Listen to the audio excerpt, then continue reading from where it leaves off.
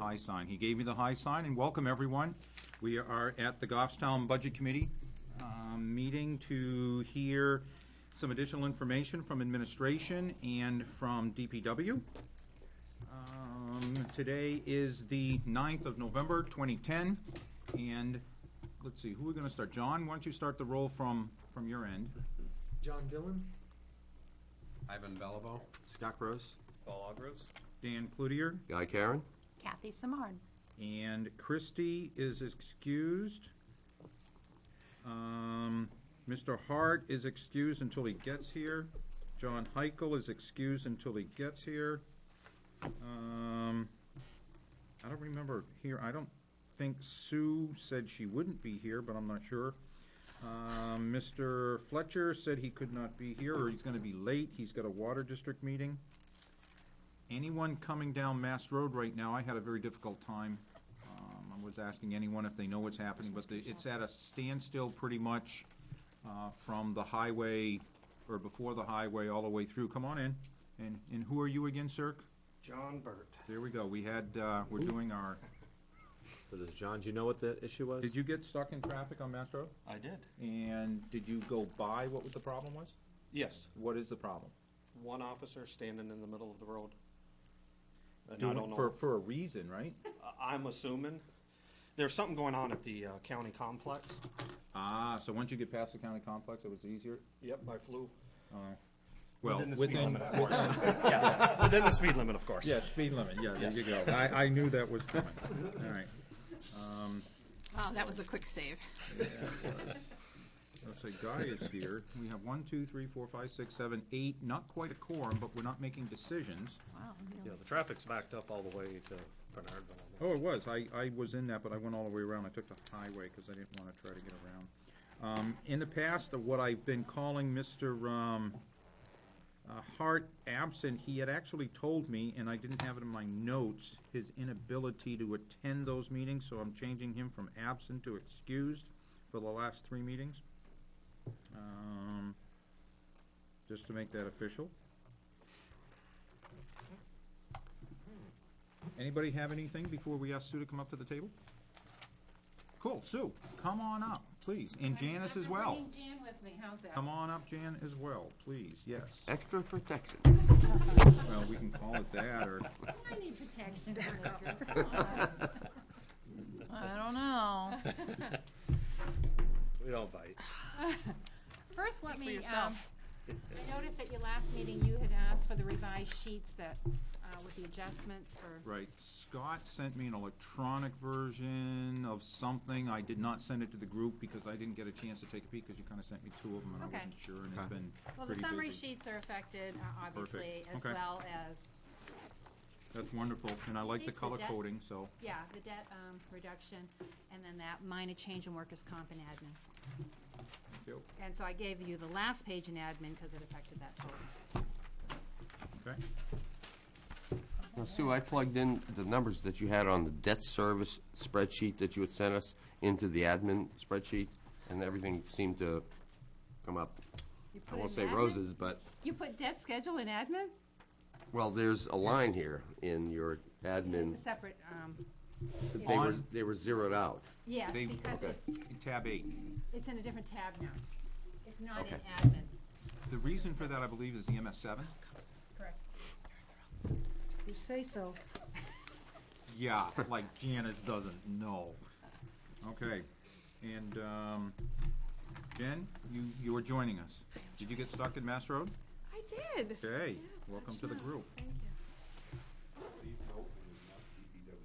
Thank you. No, this wasn't a DPW. Did you see the officer in the middle of the road? Good thing police is in here. Standing, presumably. That- Yes. Okay. Yes, he was. 4 of them? He had his little red bar There are thing. 4 police. Well, that's good. You need Okay. glasses. How do you want to proceed, Sue? Well, I guess we'll go the way you've been going with the other department heads, and I believe your initial question is about what did the selectmen do, the department head budget, and what would a 10% reduction look like?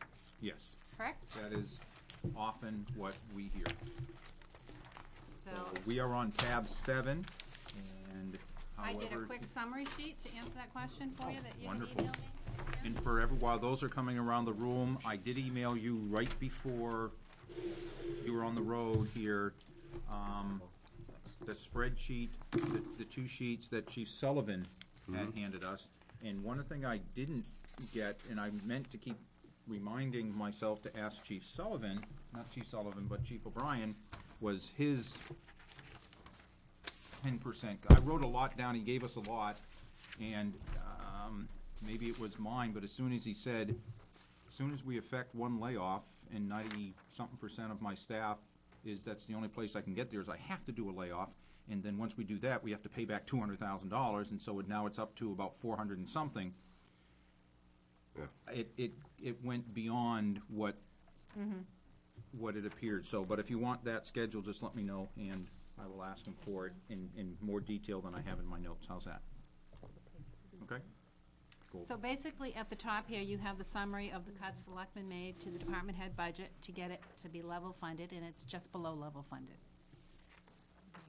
Okay. Do you want me to go through those? Do you guys, I don't think we need to, I don't know, guys, do you have any questions on that? Because what we're presented with is actually the Board of Selectmen's. Any additional questions you want to ask, it's, this will be open for, as we start to go through each line by line. So this is what the Board of Selectmen has introduced, 111,000 Less than what the last year. department head asked for. Oh, okay. That's the difference. You can tell by Okay. looking at your sheets, and John is here because he got caught in that as well. What page that's on? Sue, I have a We're on question. tab 7. The summary is the new purple sheets. Okay. Yeah, go ahead, Guy. You have a, Sue, Yes. the 111, Mm-hmm. and you've broken it down here by line as to where that came from.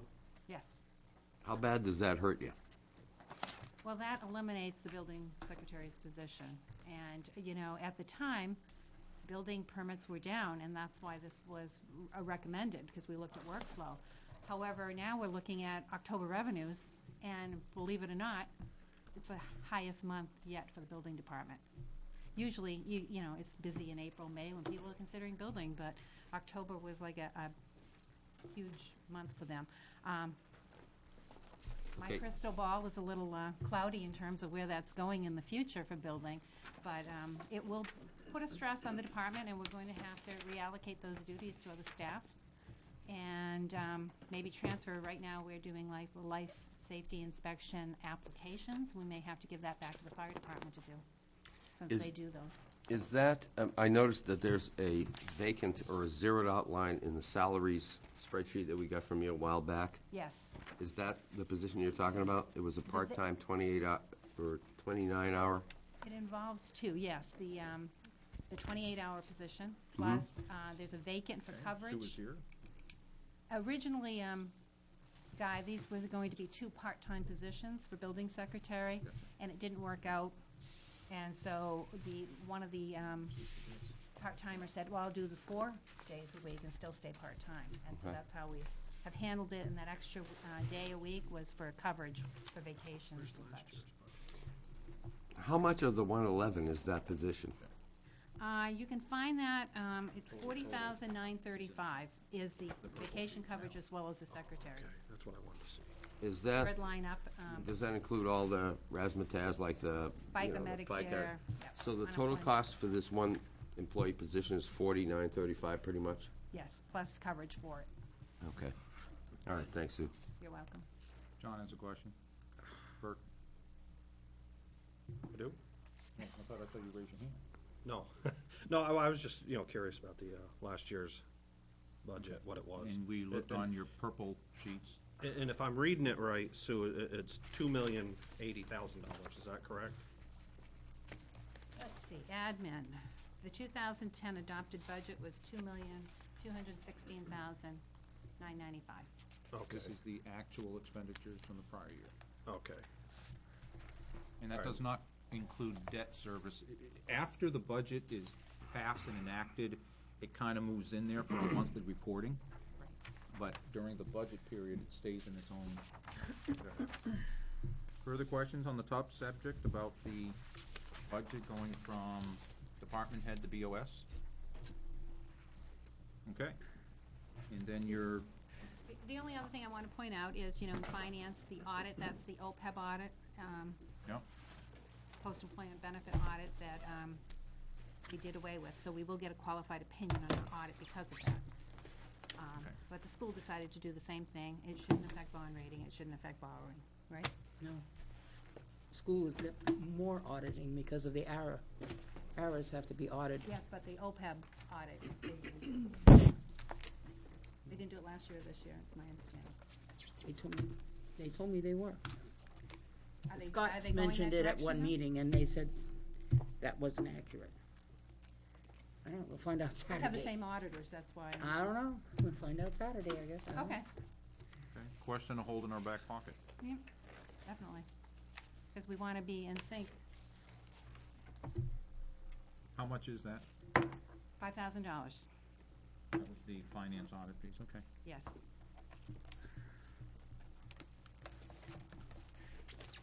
And then frozen wages throughout admin was about a $32,000 reduction. And then the benefit lines were reduced by $23,000. Those were the big ones. Okay. On 10% below budget, that would equate to a total of $221,699 reduction. So you start with your level funded above, which total $111,000. We would need to eliminate a full-time position in the town clerk's office, which would result in longer lines. That would be about $55,000. In finance, furniture and fixtures, this was for the construction of a revenue collection office so that we could see some efficiencies. That would be reduced and zeroed out, basically. That's a reduction of $17,273. In admin, we'd have to eliminate a part-time employee, 10 hours a week for the custodian, and reassign those duties to our building supervisor. And we would expect that less maintenance work would be done at town hall as a result of that. IT, we would suspend the 4-year computer replacement plan and do a 5-year plan for 2011, which would be a reduction of $10,000. And we would budget all hourly employees at 35 hours a week, which would be a reduction of $21,000. The impact of that would be the town clerk's office would have to close a half hour early each day for cash outs. Our executive secretary either would not cover the Board of Selectmen meetings or would adjust her schedule by 5 hours a week. And it eliminates a staff person attending the Conservation Commission meetings. And that total cut would be $224,785, which is a little more than 10% below budget. Question. Yeah, go ahead, because I am looking at, Sue, well, hang on for a second, because if I can get something clear first, I am, the 221,699 would be below, I don't think the 111,512 counts. that's where I was going. The 111, For what we're doing, because it's 10%, it should be 10% below after reducing the 111. that's what No, I'm thinking. I thought you wanted 10% below the 2010 budget. Right. that would Yes. That would equal a reduction of $221,699. Okay, let's take a peek at admin. The BOS brought in 2214531. Right, 2214531. If we reduce, if 10% less than 2010 is another 2216 or 2217, 699, you can rough it up to 2217 less than 2216. It would come up to about 1.9 thousand. Since the 111,512 is already out of the 2214531, isn't it? The Yeah. Board of Selectmen, The 111 brings us to the current 2010 budget, which is 2214531, right? and then you'd be You looking. need another 221700. So it makes it even worse. Let me not use that adjective. It makes it finding more how you could obtain more reductions, Okay. like another 112,000 roughly. Yeah, that's basically, it's not saying that's what That's we it. want to do.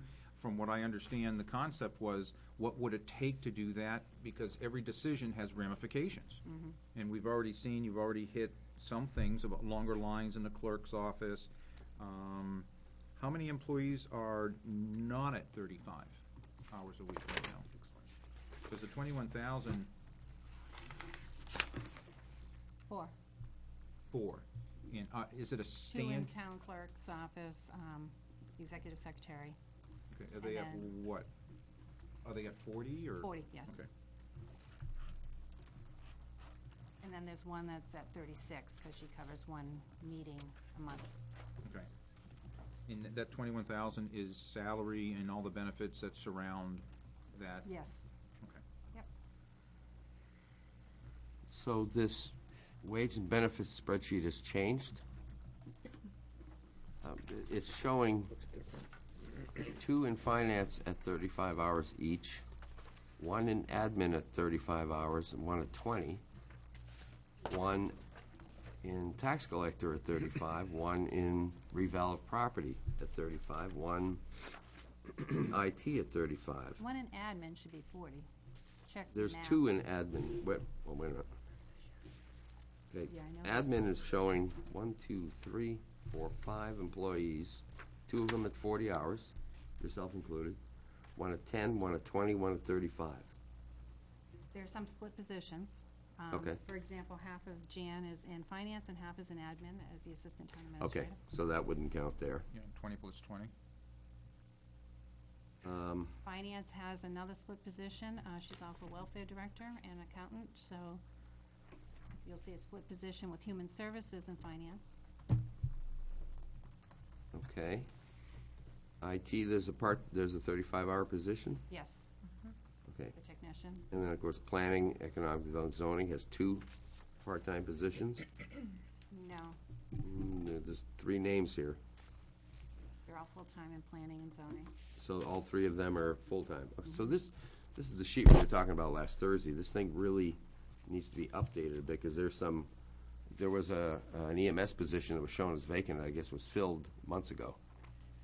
Yeah, it's a snapshot in time when we started the budgets. Right. Okay, So this was like August? okay. Yes. Is it a big deal to update this town employee salary sheet? We usually update after selections, cafeteria selections, which are scheduled first week of December, so that we get all the updates at the same point in time. Okay, so it is. Okay, thanks. Sure.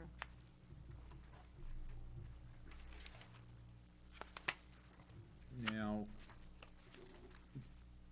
off the hip, anything that you would suggest for the other 111, 512? Or thereabouts? We struggle for this. Yeah, okay. Further questions of the committee? Guy? Yeah, in relation to the 111,512, we talked about 40.9, or 40,935 being the elimination of a building secretary position. If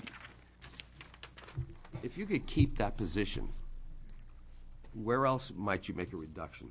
I guess what I'm looking at is trying to keep somebody from losing their job. Is there another place that you might find another $40,900 so that this part-time person could stay employed? Well, you could look at some combinations down below that line. Okay, from the other sheet. I'd be interested to see what you might suggest, unless you think this is the best course of action. I hate to give up staff, because like I said, you never know when you're getting really busy. Okay. And it's not like she hasn't been busy. We found other duties, those back burner things, cleaning up building files that have been neglected, or the Lynchville Danis Park water hookups applications have kept her quite busy. Okay, well then, maybe, if I'd be curious to see if you could squeeze another 40 out of other lines to get to this level fund amount to start with, without this particular individual position being eliminated. I'd be curious to see what you might come up with. Let's see if, in other words, let's see if we can keep this position filled. Let's see if we can. Where is that position in one place, or where is No, that it's right in the building office. building office? Oh, when you said the building secretary, I wasn't thinking the building office, I was thinking Building it's a inspector's secretary for all departments. No, building Got it. inspector's office. Got it. She's actually the secretary for building and zoning. So I guess what I'm saying is, if we can find a way to help this person keep her job and find another 40,000 somewhere else, it'd be worth the exercise, I think. You know, to maintain this level fund amount that you came up with. Yeah, and another possibility, Guy, would be to do away with that day of coverage that's budgeted. She's 4 days, and then there's a 5th day for coverage. Maybe do Oh. away with just the coverage, even possibly bring her down to 3 days. There's all kinds of options of ones that you could do. Okay. Well, I'd be curious to see what you might come up with that.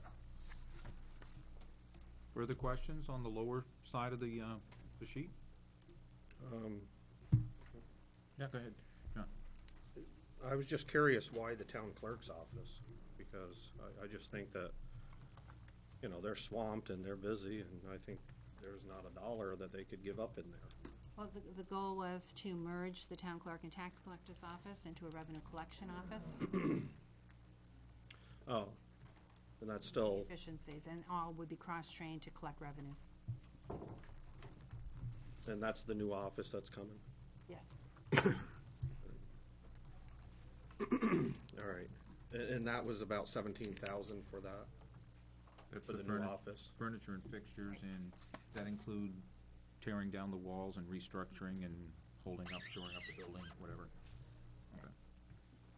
And hopefully no Plus it's bulletproof out glass. Yeah, that would be a lot more than 17,000. I what think I it's thought. 17 just for the bulletproof glass and installation. And it's bullet resistant. I just hate to see Goffstown go that way. Is that mandated, by the way? Well, it's interesting you ask. A few towns were visited by Department of Labor, and they were told they needed a barrier with bulletproof glass between the workers for employee safety and the public. But I think those few towns have fought their $1,000 a day fines. Whoa, And $1,000 a day? that's what I heard, yes. So I don't know the official results of that yet. Yeah, I agree with John. I'd hate to see that happen here. Yeah, me too. You know, I don't think we're, you know, the public is that unruly. Well, the question I would have is I think you're the revenue naive. collection offices Maybe I am. Incredibly requesting such safety measures. They have not. They have not, yeah. Okay. Maybe those other towns have had issues. Yeah, you know, I did the That's electronic, speculative. the E-reg thing with the cars this year. Yeah. I'll never do it again. Okay. It's not the $1.35 extra that it costs, is that you don't have the personal touch that everybody in town is used to. I'll come in and register the cars next year again. Wasn't worth it. My 2 cents. Go ahead. Sorry. Further questions on the 10% bottom portion? Okay, how do you guys want to proceed? Tab 7. Hmm? Do you guys want to go, do you have any other kind of presentation, what you want to talk, anything like that? No, I thought the format was you would have questions based on the line by line. That's quite possible, depending on, you know, where, I think with the fire and police, it went a little different way. They had a little presentation they wanted to talk about, so there's some statistics and things, but that's pretty much what that is. Carl may have something like that. Jennifer had a question, we'll go there. I did, sorry. Regarding the suspending the 4-year computer replacement plan, can you tell me the status of your computers right now? What effect taking this away? I mean, they're pretty vital. Right. Computers are pretty vital to business. We would hate to go to 5 years because we feel like the cost in maintenance and the time for the two people who maintain all the townwide networks and computers would increase as a result of that reduction. So that's why it's below the line and not above the line. So that would require you to wait another, you wouldn't get replacements for another year, an additional year, is that? Well, we would replace the ones most frequently used, as we usually do, and we do that assessment annually. But instead of replacing 1/4 of the computers, it would be 1/5. And do you go out to bid for your computer replacements, or do you just, are you in contract with the company? And We check the state bids, Okay. and if we have a large purchase of several, then we go out to bid. Thank you. Guy? There's a notation here on your 10% about budgeting all employees at 35 hours a week. Does that must affect their benefits? Not 35. 35 does you're not. still in So they retirement could and you keep, still get health insurance. okay, That's the minimum hours, correct?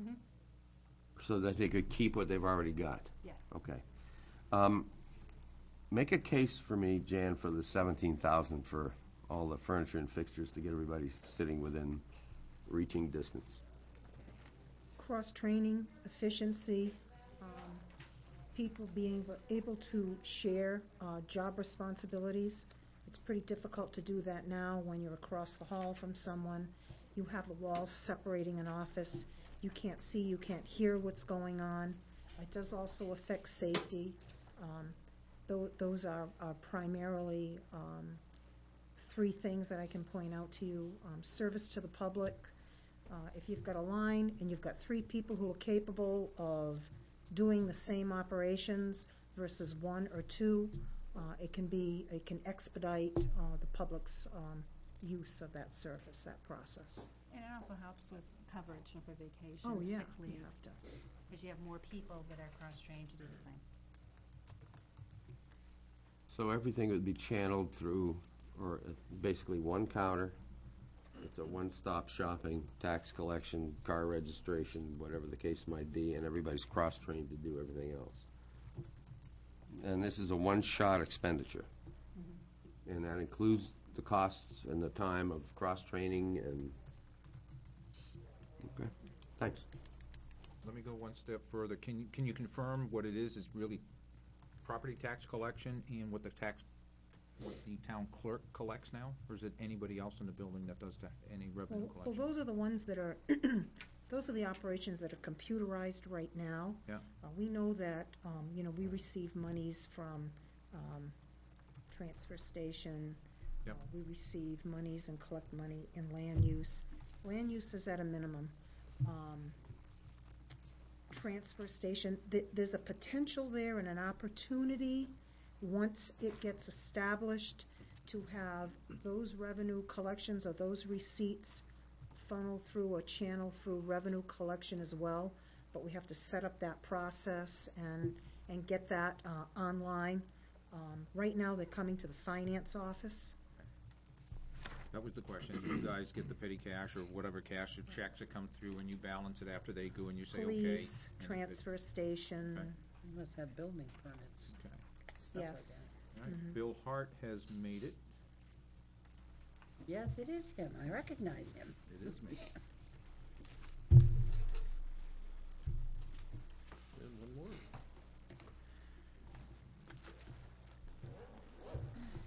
I'm not sure if, hey, Bill Gordon is here. Right, that accounts for just about everyone, except for the people. I'll go through the list for you after Joanne. We can listen to it.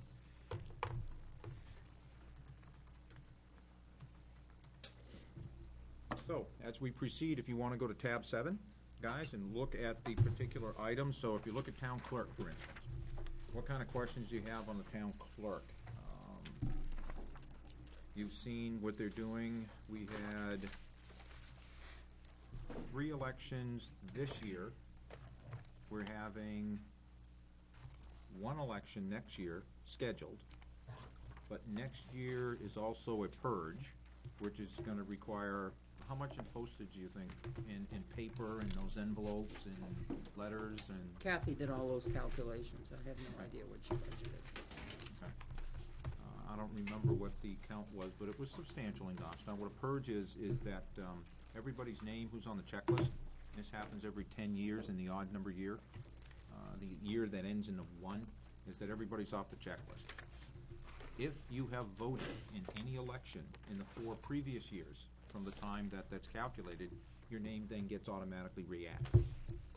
But everyone who doesn't fit that criteria, so if your name has been on the checklist and you haven't participated in an election the last 4 years, you have to receive a letter in the mail, or a postcard. You have to receive notification telling you that your name's now off the checklist. If you want to get it on, you have to re-register it. You have to fill out a new form.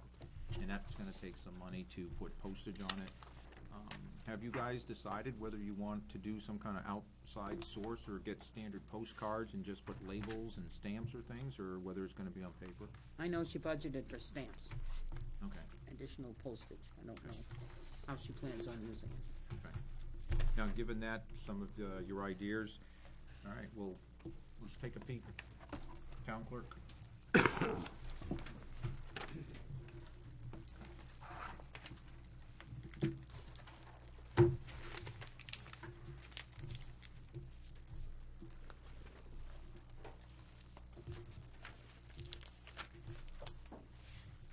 Any questions, or we're just gonna turn the page? Because this is our this is our, time to ask those questions before we go in, because if you have an idea of you're gonna make any kind of motions, you should already have the information behind you to make your motion, not to ask for additional information. Kathy? I just wanted to know where the dog thing fell in here. Registration of dog licenses? The revenue? The revenue is, I'm not sure, is that in tab 9? So if you go to tab 9 and you look, dog licenses is 32910, Okay. and it's at 12,000. Year to date, it's 13,700, and that was back in, at what, September numbers, Janice? Revenue The date printed The up date there, on the October report would 22nd. be, is 10/22. Would it be closer to 10/22 than month end? Okay, so that was actually, so that would have been, but the big grunt is April, May, maybe a little in June, and you're not gonna see much. some of that revenue too that you're looking at for current year Mhm. might include fines that were assessed, and hopefully as we get into next year, people are aware of that need to register, and we may not be collecting as much in fines versus just straight registrations happening when they need to happen. It's not a big revenue producer. Right, no. And I guess the reason for my asking the question was because I did have a conversation with Kathy. I remember I apologize, I can't remember if it was a selectmen's meeting she came to or something, to present that the vet had asked her to be more stringent this year and, proceed and make sure that people registered. And I know that one of the conversations we had was in regards to her database, because you have no way to know if a dog passes away. A person's not going to call you up and say, hey, by the way, please stop sending me information, my dog passed. So the conversation that we had was kind of like, so going forward next year in the budget, so that maybe we can make some more revenue, because I'm sure this year it cost us a lot of money to do that procedure.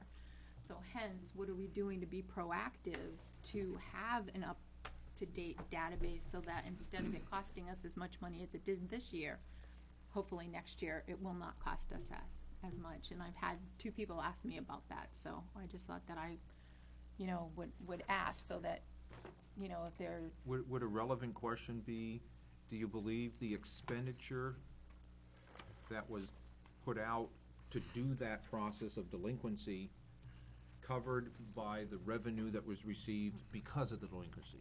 It cost a lot more to send out the letters than the money that came back in. We're mandated by law to do it. That's right. There was no option in the law not to. That was something that I heard up in Concord. That was some kind of a big push for some reason. There were 2 funds that had to be funded for the state. That's why at least that's what I was led to believe. Okay. So I don't know, I guess is there a better way to do what we did? Because one of the things that Kathy had shared with me, that one of the challenges was the database, because you sent out so many postcards to the same people over and over and over again. This year's process helped her update the database, Okay. if that's what you're asking. All right, okay, thanks. Is there any method to deal with, now, I understand that the veterinarians have to communicate with the town on certain items about rabies shots and just that. That's where they get their list. Is there anything that's allowable for them to share when they are aware of a dog passing? I mean, is that something they could include in their data requirement. stream? I don't believe there's any requirement for that. Right, but it would be a voluntary thing so that it could help us not having to send out additional information. Again, I don't think it's gonna be substantial. I don't think it's gonna represent anything that, Okay. gonna be too substantial, even if they were to notify us. Just as many people move away and don't tell you that they're gone with the dog, so Okay. there's no, The data stream is there, it's an idea. But then you have to have a method of capturing that data as well. So that would cost money to set that up. Further questions on town clerk? John? Thank you. Would the fee, so I think you asked, does the fee exceed, Does it cost a collection? does it cost more to collect that money for, Yes. Now, are you talking about just delinquencies or the whole thing? just the dog licensing? Is it, Oh, the whole dog licensing. yeah, the whole dog Oh, licensing the thing? That's a different delinquencies question. cost more. The delinquencies Cost cost more more than you bring in. what we realize in revenue and fines. Would it be reasonable to repeal the dog licensing? That's a state, you're asking from your other dog. I'm asking for, because if it costs more to do something, than what it brings in, well, I would think there was a purpose. Why would we- that, Public safety was the purpose, so Yeah. if you can achieve public safety without the cost, that would be wonderful. okay, well, we don't license cats and we can, but we don't. Right. We choose I don't not think you to. have the option for dogs, though. Right. Okay, unless it's, okay, thank you. Kathy? We also lose money for an elderly person or seniors, don't we? Because by the time we do all the paperwork and everything, when we go to the state, we're actually not in the positive on those two. For dog licensing, we're still in dog licensing, okay. The discount for the first dog is like $2? I don't know. Is that what you're Something like referring that. to? Yep. Okay. I just wanted John to have the full picture, because I remember that from my conversation. And I apologize, I totally didn't bring my dog information note tonight.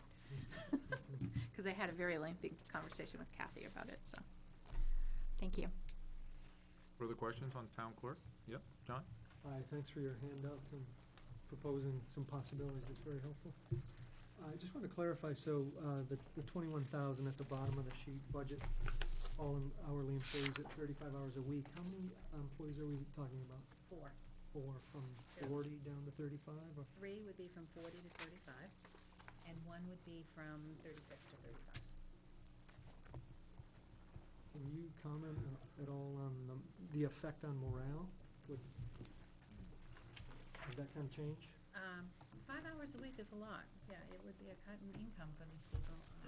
But even more importantly, that means town clerk's office would, because 2 of them are in the town clerk's office, and that would cut service to our Sure. customers, and they'd have to close a half hour early. The secretary that wouldn't cover the Board of Selectmen meetings, would we be paying for that elsewhere, for minutes to be taken? She would have to do it from the DVD. Or we could have, I mean, she's also offered to come in an hour later in the morning or whatever. I mean, it doesn't necessarily mean she wouldn't be at the selectmen's meetings. She may just. So she still might take minutes, or, Right. Okay. She would still be responsible for transcribing the I selectmen's see, minutes. I see. Okay. And last question, the operating system of the computers, is it Windows? Yes, And is it Windows XP, do you know? Just 7. 7, okay. On So all of them all or just of the them? new ones? Oh, I couldn't tell you. That's It's a gotta good be the question. new ones. I would say new ones. Just a new one. They never went to Vista. My sympathy's on Windows 7, by the way. I have a question, or comment. Thank you. You're welcome. Guy? I just wanted to concur with what John said. I think he and I are on the same track in that, when he's discussing reducing, you're talking about 3 employees going from 40 to 35, one going 36 to 35. In your 10%, in your level funded scenario, you're talking about eliminating a position. My point of view would be is that if we can find a way to attain, first of all, the top part of your sheet, and thank you very much for this, as John said. If we can attain this without eliminating that position, if we can look at the subsequent amounts below that line without cutting these people back, that would be my first target. What can we do without costing anybody their jobs, without costing them portions of their income? Let's see where we are first. And, maybe we can attain this level fund as a starting point without eliminating this person's position. And we'll go from there. No, yeah, I agree with what John said. The possibilities. Sharpen our pencils, see what we can do, and if not, as long as we know. But I appreciate that, because, we are mandated to do many of the operations here at Town Hall, and we have time constraints on doing them, so staff is really important to us in order to meet those mandates. Sure. And right now, I don't think anybody in this economy, the last thing I would like to do is see anybody lose their jobs, or even get cut back. Thank you. I can barely get by with, and I haven't been cut back. So I'd like to approach the whole thing that way first. What can we do and keep everybody, if you keep the personnel, you're keeping the services. They might have to work a little harder without money to automate things, for example, if we reduce there, but let's try to make sure everybody stays employed first. I think those comments will probably be very comforting to those. I'm not speaking for everybody, but my guess would be, I think that's the spirit of the committee. I'd like to add also that, when you look at cutting a position from, 40 to 35, closing an office a half hour earlier, the secretary coming in an hour later in the morning, there are the impacts that it will also create on the staff that remain in the building. Sure. Because the public is not aware of that.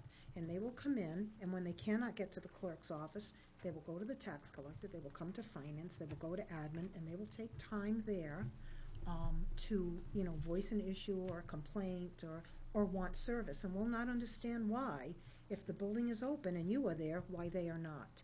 We will end up having a very highly compensated town administrator doing clerical duties in the morning for the opening hour of the day, because people will come into the office and there will be no one at that station. Well, I think I'll delegate that. Good shot. I think the assistant town administrator. Yes, I think so too. Difficult when you're doing payroll and, all those other things that typically happen and have to happen at a certain time, at a certain frequency. So just, a few other things to keep in mind when that happens. Further questions on town clerk? Go ahead, flip the page. This is the elections budget. This is where you can see they're from 58,000 down to 45. That's a reduction of 13,000. What was the thought process on that? If we had 3 elections, is it, because it doesn't matter, elected official, which is half of that, stays anyway.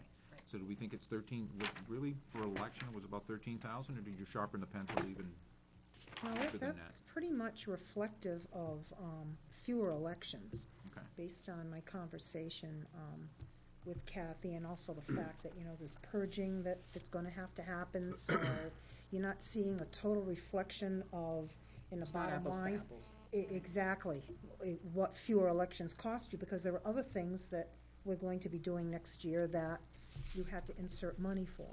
And as So- you can see, in 2009, we had 1 election, and we budgeted 3,100 for wages, and we spent 3,200, so it's pretty close.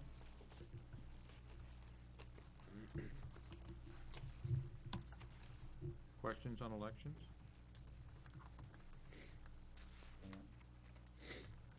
Yeah, Bill. Again?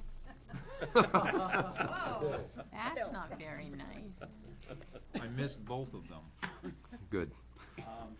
I did a back of the napkin computation, and I figured if we had 1 polling place rather than 2, we'd see net savings around $1,000. Okay. Why do we have 2? It does nothing but separate the town. And we should be trying to draw the town together.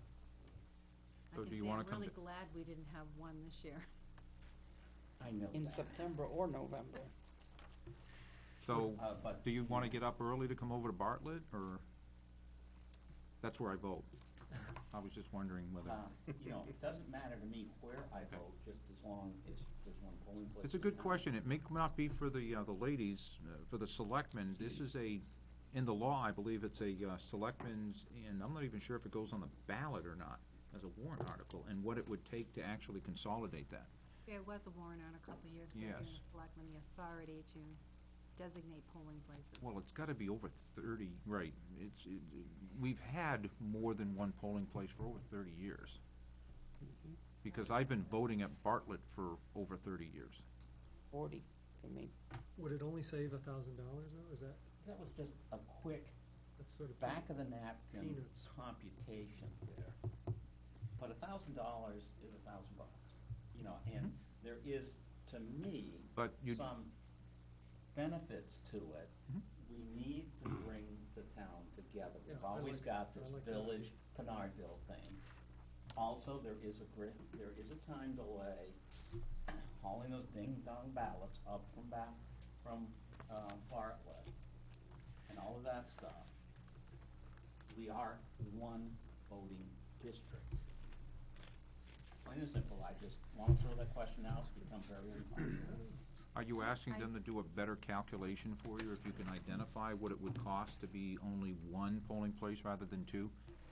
Rather than assuming your number? I'm just guessing it's less food, less personnel.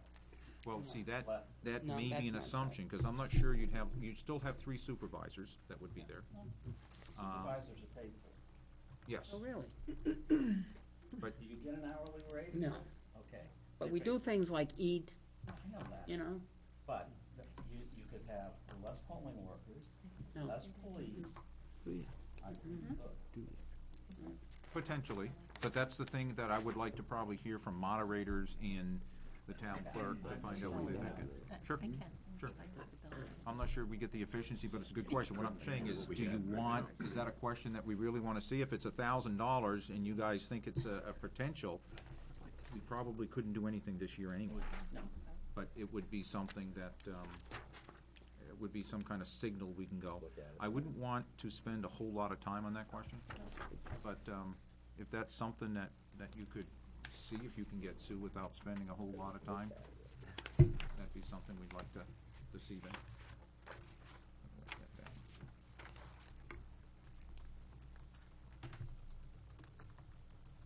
Further questions on elections? I don't see any hands. So let's go ahead and flip the page and go to finance. Janice is ready. Questions?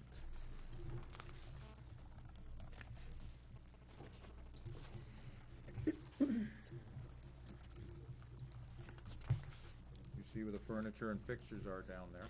Yep.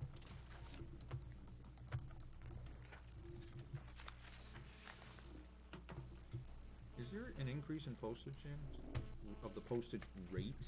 Because it looks like an additional $488, about 8%. Well, we take the average number of pieces that we estimate we're gonna run through each week, multiply that by the anticipated rate for next year. And there are always, there's also some miscellaneous postage that you have to do. It's not just your AP, and arrive at an amount. In that amount, there is also postage that we budget for that sewer uses and that we back charge them for every month. But we have to budget for that somewhere. Gross So we budget appropriation. for that here. Okay. They started to do a little more on their own in terms of the big billing, but the routine stuff that she does on a day-to-day, monthly basis is here, and then they pay us back at the end of the month. Then let me ask you about, I did notice that employee development in the town clerk, plus this one is going up. Are there somebody charging extra for dues? No, we have someone in a degree program, and that reflects the town's share of the cost of the anticipated courses that they're going to take in 2011. And could you explain that a little bit for the new members that didn't get the advantage of hearing it last year? What that's all about, and that benefit, and what the employee has to sign and what they have to do? This affects Everyone. It does affect everyone. Basically, they apply, send their request to me as department head, and if it has a bearing on what they want to do in their career development within the town, then we approve it based on the budget, and they get half reimbursement for tuition costs and fees. And then they sign a tuition reimbursement agreement stating they will be with the town so long, it depends on the type of degree they're getting, the number of years that we expect them to stay with the town, so that we can recoup on our investment. And if they don't, then they repay the town. And we have had people in other departments leave, and they have repaid the town. How did they repay us? Is it a withholding of severance, or? There's no severance. Well, okay. Well, I mean, It how? comes out of that last check, and if the last check doesn't meet it, then they make payments to us within a Okay. specific period of time, sign an agreement, and they make those payments. So we are protected with the investment. Yes. Okay. Thanks. The severance I think you're talking about is any accumulated vacation Right. pay or Right. that kind of thing. Okay. So is it mandatory, or you can disapprove of an application? If it doesn't have any bearing on their career, like if they were going into Yeah. a field that's totally irrelevant to the town, then we wouldn't approve it. Okay. It has to be something related to their field. Bookkeeper going for an accounting degree. Exactly. Sure. Exactly. It does behoove us to have someone who understands what's going on. Further questions on finance? I didn't hear any real hard ones. Janice is here. No, What do you think the impact will be to have a qualified opinion because of not looking at, what is it, salary schedule or something? It's a OPEB. Boy, you know, when this all started, other post-employment benefits, that was one of those rulings that came about from this, grand overseer that says, gee, we want all municipalities to follow this track. Not unlike what they did with Gadsby. It's just another pronouncement that they come out with. Yeah, I know. And when we started this, we like to get a clean opinion, because when we have to go out and borrow money, we look really good. When not, what they're referring to in this instance, if you don't do an OPEB study, you're going to get a except for opinion is another way to identify it. And what it means is they make an opinion on your audit, your standing, and they say, gee, everything looks good except for the fact that you didn't do this or you didn't have that. Now, how that weighs on the community out there that chooses to lend you money, there wasn't a lot of experience with this 2 or 3 years ago. But now that pronouncement has been around for 2 or 3 years, some people are starting to see that it's really not having very much of an effect at all. It doesn't appear that municipalities or school districts are having difficulty borrowing money because they don't have an OPEB study. So some are of the opinion, then why do it? The other piece to this is, if you do the study and you don't fund the obligation, what's the point? And until I think this year, we really had no authorization to fund any OPEB study. But I think there was some change in law that's now allowing municipalities to fund that obligation. And simply what that means is there is an expectation that when someone leaves employment and they have a right to continue with certain pieces of benefits that they've received, if the town, if you can imagine, if the town were to go out of business like a company, what would happen to those obligations?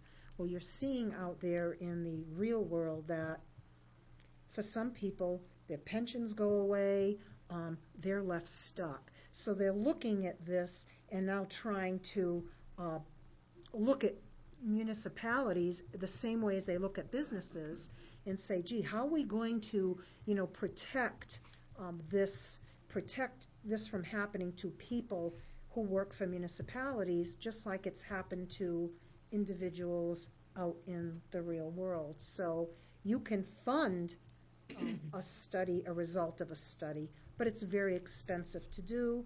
And the question also then becomes, what is the likelihood that a municipality or a town will go out of business or go bankrupt? And what was the result of our OPEB study this year, Jan? Well, this is something that you conduct on a 2-year cycle. So we did not have to do one for 09, but at the end of 10, the beginning of 11, we would have to do one for the previous year. And it will increase. The 08 one, Right. then. It will increase every year. It was not large. Rather than throw a number out at you and be incorrect or inaccurate, I can tell you that it isn't anything that was of a big concern for our auditors. But on a going forward basis, that number will continue to grow as the cost of benefits escalates. People live longer past retirement. But it wasn't anything of too much concern at this point. So that's why I wasn't surprised to hear that the school district, or it was my understanding, that they were not going to conduct an OPEB study. And part of the reason why was they weren't going to fund it. So why do it if you're not going to fund it? Okay, noticing that, was it last year or this year where you went out for bid for more auditing services with a price increase quite substantially? Is it the audit that was actually done this year for last year where that kicked in? Because, well, I'm looking at the budget versus the year-to-date versus what's budgeted next year. Okay, well, I guess what I need to tell you is that we, when we budget, it's an estimate as to what we expect to spend. And you know that with federal grants, once you take in grants exceeding $500,000, that's town-wide, Single audit. you have to do what they refer to as a single audit. Mm-hmm. We anticipated needing to complete a single audit, and we didn't have to do one. We were shy by $30,000. So we spent $30,000 less on grants than we anticipated, but we didn't have to spend $4,000 to do a single audit. Unfortunately, we had to budget for that. $4,000 is an awful lot of money to have to come up with if you don't budget for it. And there is no absolute way to determine. I can tell you this year, we know absolutely we will have a single audit. The way I've budgeted it for 2011 is sewer is going to share the cost because we will have received enough in federal grants. We'll receive more than $500,000. And it doesn't matter how much higher than that you get. It just automatically will trigger one. But because we have a substantial amount as well as sewer, and we can do it as one audit, they have agreed to share the cost of that single audit. So we're lucky in that regard. So we've budgeted accordingly as a share on that expense. But this year we did not have to do it because we were $30,000 shy. Anything further on finance? Ivan? Just going to say of all the items on the purple sheet, it looks like the finance has the largest increase with 9.63%, 25,000, and it looks like that comes from about 4 items. The the big one is the furnitures and fixtures. Correct. 17, and then 3, 2, and 3 on wages, benefits, and retirement.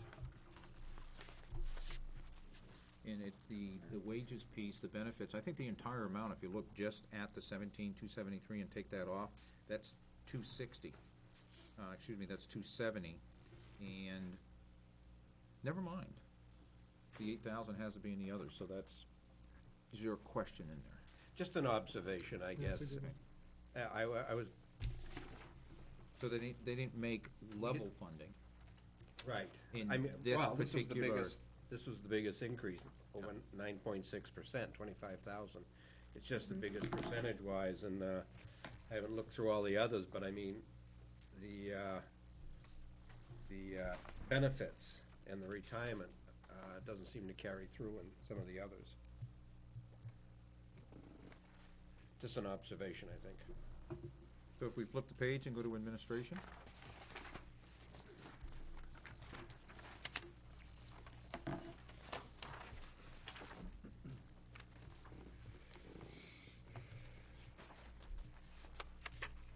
Got it, Tom? Sue, I was just looking at the professional dues of approximately 13,000. What is that? That is, most of it is our, subscription or professional plan that we have with LGC. You know, the town and city comes in for all our elected and appointed officials, that's in the publication, that's one of the benefits. There's training benefits for staff and local, elected and appointed officials. You've probably seen the budget workshop that's done annually, and Dan distributes the forms for those for everyone to attend that. Legal advice, they have a whole legal staff up at LGC. They provide us legal opinions on general issues, not on litigation, but on general issues. We've had them come down here and do on-site training on the right to know law for the budget committee in years past. And the Municipal Budget Act, because a lot of you couldn't make it because you worked during the day and you couldn't make the all-day forum that they had. So there's quite a bit that they provide for us. And then the legal services is beyond what LGC can provide then? Yes, that's for actual legal cases. That may be in Superior Court or UTLA or wherever. And then the other one is on, I probably should tell you the numbers, I guess. Yeah. Okay, sorry. Is 48440. Is Furniture and fixtures? yeah, you know, it just seems like 1,800 a year. I mean, is there? That's to replace any furniture or fixture that gets broken in Town Hall. We were fortunate enough to have a donation. This is for all of Town Hall. Oh, so all of Town Hall. Okay, Yeah, so we're that's fortunate pretty that reasonable. These chairs donated, so we're happy with that because the folding chairs were starting to break down. But yeah, basically it's just to replace chairs, desk, any kind of fixtures. And how do they heat Pardon? the building? I don't see the heat in here. I mean, we don't. Electricity. They heat this building with electricity? Oh, that's why it's cold down here in the evening meetings sometimes. Oh. Saving money. Sometimes. Remember Electricity's Saturday, we expensive. need the heat on. Oh, yeah, Right okay. now. As we segue, there's It two is. things. Is the heat on or off on a Saturday morning when we come in this Saturday? I'll make sure it's on Okay. for you. Thank you. Ladies will It's appreciate it. usually set very low on the weekends. Yeah. Oh, yeah, it makes sense. Leave The your other number item in case it isn't, please. is, and Kathy keeps reminding me, did we get any new budget books? You know, those budgeting for principals or If you from attended the the workshop, LGC? No, even if you don't, do we get one of these? That's the, you get one courtesy copy, yeah, one or, one, okay, and we can order more if you need them. Yeah. Or we can get them for you on CD. somehow somebody thought we got more than that. Because when I went to my last LGC workshop on grant writing, I asked about those books, because I thought maybe they could just give me some and I can go on my merry way. They said that they give the town 4 complimentary copies now. 4 or 5? 5, excuse me, 5, yeah. 5, The town and the school, or to the town. I've only seen one. Shame on them, Then I we just need have No, them. we don't know that. Well, it's just that there's new people. That was conjecture, let's not run with that one. I know two, the selectmen get a copy and then administration gets a copy. I haven't seen any others come in. I've never seen any. Okay. And then I just have one more. I've been very shy of spending money since, we went from 2,500 down to 2,000. I've asked Joanne to be less detailed in her note-taking, minute-taking, and next year's budget, there is a 10% reduction, actually, at the moment, in the budget that we're gonna see in a few minutes. So, not a whole lot in there. If you guys really want your books, you wanna vote for them, we'll get them, and then if we run out of minute-taking, then one of you gonna take minutes. Cool. If you attend the workshop, they give them to you for free. The budget Right, but the workshop's The whole $10. day. No. No, it's free. That one's free? Yes, Oh, it's there was free, another one was but it's 10. a whole day Yeah, the thing. budget committee one was $40. The one for the selectmen was free. I wrote a check for $40. Really? Because I went to a free one. If I didn't show up, I had to pay for my lunch, but Right. I got free lunch. Anything further on administration? Sorry. Yeah, I just had Guy. one, well, I had one more question. Hang on, Oh, you weren't done yet? No. All right, why don't you go ahead Sorry. and finish, Was just on the rental equipment. which is on page 2 of that? Yep, it's 54430. Yes, there are two items in that, John. Our copy machines at Town Hall, there are 3, and also our postage meter, which handles the mail for all of the departments in town. All right, and then with the copier machines, that comes with service and et cetera, so if somebody accidentally drops copy in Everything it. except paper. Everything except paper. All right. And our current contract expires in January, so we're looking at a new situation. It was a 3-year contract, so as you can imagine, after 3 years, I planned on a small increase for that. I mean, by building the new office, I mean, they wouldn't consolidate or no? We thought of that. Thought of it, you just have to, possible. Boy, would I love to be able to do that. One of the 3 is very small. 2 are the same, they're high volume, the land use one and the administration one. But one of them in the tax office is very small. It's just depending upon where everyone is going to be situated, you've got to make sure that your equipment is strategically placed so that everybody's got access and you don't create a situation where you have to leave your station to go too far, and when you're dealing with money, it's locking everything up to go make a copy, so some thought has to be given to that, and it's quite possible that it could be achieved. I'm not sure yet. Well, what I was just wondering is, with the printers, how many copies are they going through? I mean, if let's say one department only goes through 1,000 copies, I mean, you could buy a fancy. This is just for administration. These are printers just- just for Oh, okay, administration. so this isn't building-wide then? No, Not this other is- departments. The postage machine is town-wide for all the town departments. But the copier in this line is just for admin. Oh, okay. See, I think when we talk departments, Yeah, just this I have to building. make sure that, because a lot of people refer to the offices in this building as a department, and they're not. They're the offices of the admin department versus the Department of Public Works, Parks and Rec, Fire. Those are standalone departments. So I just want to make sure that I'm, Yes, I'm Communicating just talking about this building. And- Yeah, this is just one copier in the admin office. The tax collector has a rental of property, and the land use office, I think it's in planning, has one, or they might share it with assessing. Yeah. I was just looking at, I bought a Dell 3115 CN. I mean, it can do 65,000 copies a year, and I mean, it's just, I'll never wear the thing out. And I don't know where, and that, it cost me $700. So that's what I was wondering is, should we be buying it instead of renting it? well, these are copiers, not printers. These are photocopiers. That's what this one is. Okay, and we lease it, we don't own it, we don't buy it, we lease it. It includes all the service, the toner, it includes all of that. And I can tell you, it's probably not a lot different than owning a car that you would have 20 different people driving. There are 20 people that use these copiers on a regular basis, and they do break down, and they are workhorses. pretty much after 3 years, you know, maybe you could squeak 3.5 out of them, they're spent. Yeah. They're, Guy, you all set? Yep. Guy? John, we're competitive. We go out, we look at pricing, state bid pricing, and look at breakdown, the quality of the piece of equipment, so we're doing that as well. Well, I was just thinking, you know, to reduce down to 2 would be a savings, but, you know, if there was a department in this building that could use a small Dell for $1,000, Exactly. you know, I mean, you know, I think we should look at that, because I I am- believe in owning before we I am rent. looking at that. But I think we're still gonna be looking at, even doing that, a budget that's pretty close to this for 2 beefy printers. We're not gonna be able to get away from having two good-sized machines in this building. The small one they're like throwaways.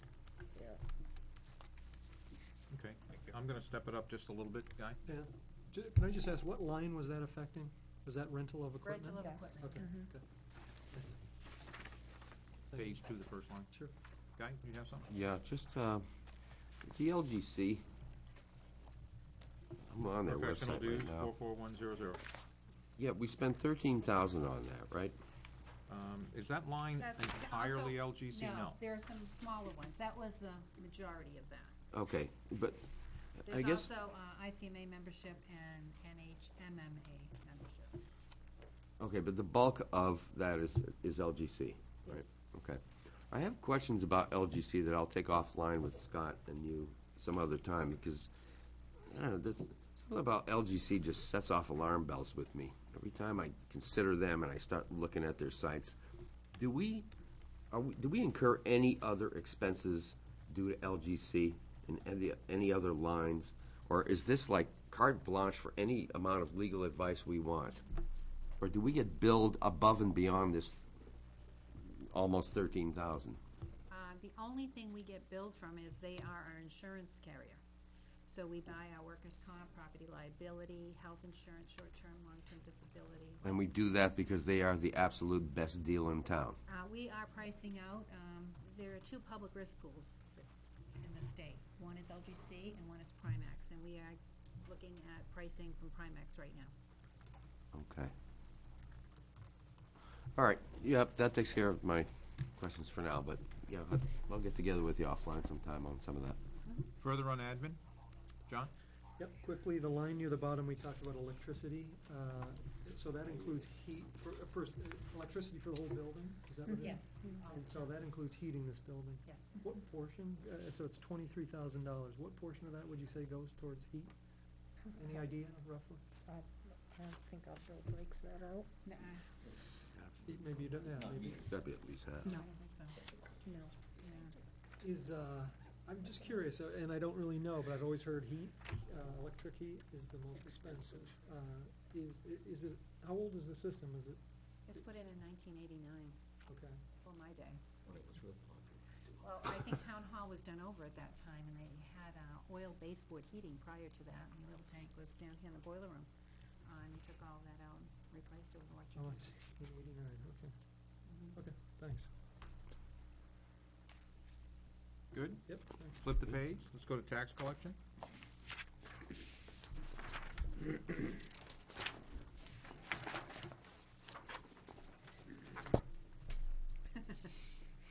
Questions?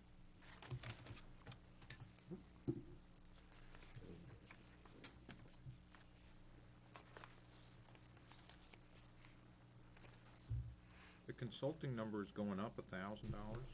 That's for, that would be, Liens, deed research, Research, yeah. deed research. Before you send out your tax deeding, you have to Deeding. so why is it going research all up? the liens and We doing more? encumbrances on the property. Oh, those for liens. Mhm. Liens and tax deeding. More liens and more deeds to be researched. So there's expected to be 20% increase? Or is there any or any hikes in the price?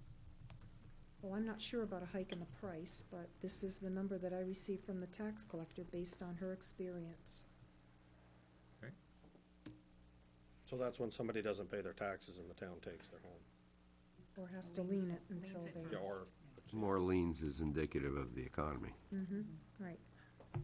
So basically, if the house were to be sold, the town would get their money as a lien holder.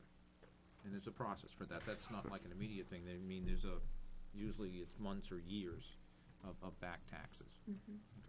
Well, I think it's sad to see the $1,000 increase, but it does show that people are hurting. We should look at that.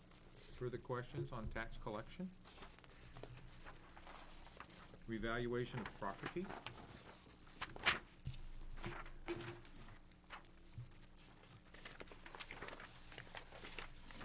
Postage is up quite a bit, that's 47340.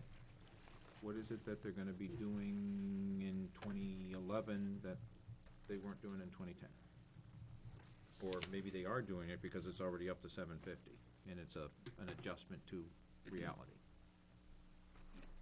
In 2011, the new values will go in. We didn't do it this year because we're expecting a huge tax rate increase, and we didn't want to confuse the issue. So the new values will be plugged in from the 5-year list and measure. And so notices may be going out, so the mailings may have increased. Yeah, I have it, he didn't note it here, but I will go back and talk to him. And that $5,000 was what you explained on that Saturday where we're not hiring people to, I think it was like $20 to do. $20 a parcel Yeah. to do a list and measure. Okay. We're taking a year off from that, and the assessor will do what he can do in-house. We recognize the economy being what it was, that there probably wouldn't be extra money for consulting this year, but we do need to get back on track because DRA expects us to be on that 5-year rolling reval. Is that a DRA based on a law they received, or is that some? Yeah, 5 years. Every 5 years you have to reval. And that's basically because of the school thing and the way the schools That's are how all it funded, started, and that's yeah. how it started. Okay. Further questions from the committee on revaluation of properties? So let's go to information technology. I should say it was a state education tax. that That's, prompted that. yes, that's, Thank you. Okay. oh yeah, Good term. go ahead. Or Paul, I was looking at internet, which, go back here, 50220. yes, 17,000. I just wanted to know, is that all Comcast? I had heard that Comcast was the provider of much of the correct. town. Okay. And how many distinct locations or offices are provided? Okay, we have internet at the 3 different fire stations. Okay. We have it at DPW, police, Parks and Rec, Town Hall, I think all the buildings, library. Do they budget for their own though, or is it in here? I believe that's separate. Yeah, because Parks and Rec said that he was paying for out of his budget for the internet under telephone. No, that's when it used to be dial-up, and Comcast, I believe, all comes out of this account right here, all the internet. Because I questioned him on his, I think it was $2,900. Let me check with him, and with Neil, because I believe that, the only one I thought might have been separate was library, because library kind of has their separate needs for public access. There is no 50220 in the Parks and Rec budget. And Janice, if they were paying for internet in their phone line, it would be buried in the phone line, I guess, not a separate 50220. Could be. And they don't have Comcast phones there, so I don't know why a Comcast bill would be coded to their phone. That would be a red flag coming up. See, why are we putting Comcast in a phone if they don't have Comcast phones? That's true. Yeah, okay. You all done, Paul? I'll come back with it. No, go ahead. You had the floor. Okay. Then I'll have Guy after. The computers line, which is computers and communication, 48450. And the line below it, software as well. Yes, actually, I had that on there as well.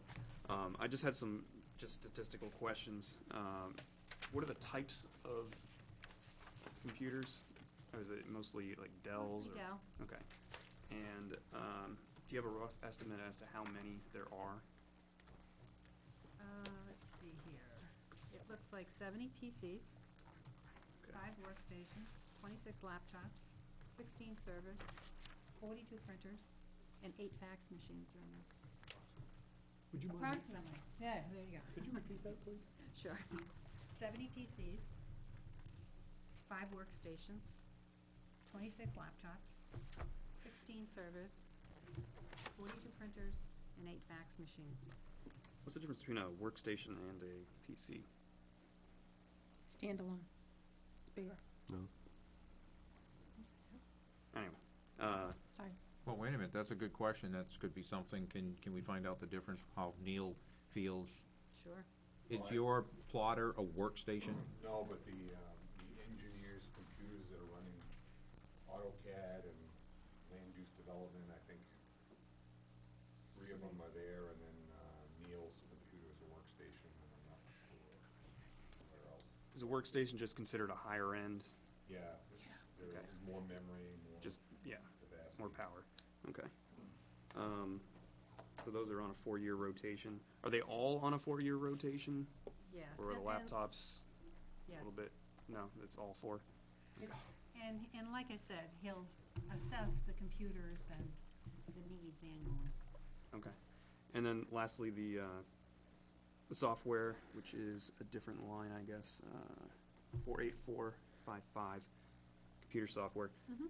I'm assuming that's just, is it yearly licensing? Yes. Licensing and support. Okay. And primarily which vendors? Microsoft? No. Well, Microsoft, yes, but that's not the big one. It's a proprietary software that we have. The financial software is Renee's software Any of the specialized software that the Vision appraisal. departments. Okay. for assessing. You've probably seen that online. Clerk works for the town clerk, that's, and there are others in other departments that are in that line too. There's AutoCAD, there's Okay. GIS, I And have a whole list of them here. I assume that there's periodic research to see if there's cheaper providers of similar services. Actually, I heard that there was something being planned, maybe or maybe not, to upgrade software. Is that We had it in the CIP for finance software upgrade, but we've taken that off the books to research it a little further. okay? The good news is, this particular budget line for finance software does not reflect any increase in support costs for 2011. Okay. Our vendor decided not to pass any increase along to us, but that may not be the case with other software support specialists, and we really have no option to go and look anywhere else for software support because it is proprietary software, so. And do all of our software vendors provide different rates of licensing for government? Yes. Okay. Thank you. Some of them are only government entities, so. Thank you. Guy? Okay, thanks. Follow up on Paul, he zeroed in on the same 2 lines I was looking at. The math is not working out for me here. We're talking about 70 PCs, 16 servers, 5 workstations, 26 laptops, basically, 110, 120 what are considered computers. And we're looking at 64,000, okay? And somebody said something about a 4-year rotation. But we got the 64,000 last year. And then we have 56,000 the year before. So am I to understand we have 460 plus computers that we rotate out every 4 years? We have a total of 460. Where are you coming up with that? Are you multiplying these times? Taking the 70 PCs, 16 servers, et cetera, we're at 117 units, computers, okay, at apparently a cost of 64,000. No, not for No. those. Okay, No. so 1/4, Fourth of those, yeah. a quarter of those, so Well- roughly 28. But it's computers and communication. I mean, what do you have the split on that? Is that all to replace equipment? Yes. Every year? Yes, every year then. That's about 2,000 a pop. That's outrageous, a pop. Without software, because we have another 75 grand for software every year. Yeah, but don't forget, you gotta get the monitor, and is that where you're You going? could buy a high-end workstation for $350, including monitors and printers. I just bought one Not a Dell. by Dell. That's okay, well, they have standardized. Over the last 3 years, we're looking at 150,000 at least, more than that, for hardware. Okay, Are what's these? the question? I guess the question is, Moving it through. are we running through our hard? I mean, I guess the question is, this doesn't make any sense that we're Can we spending. get some examples, Sue, of some of the items we purchased Purchased this this year? year and their cost? We can do that. And that might be helpful to take a peek. And maybe some of those things, when you buy it, what other things are in there that you might not Yeah. be buying at home?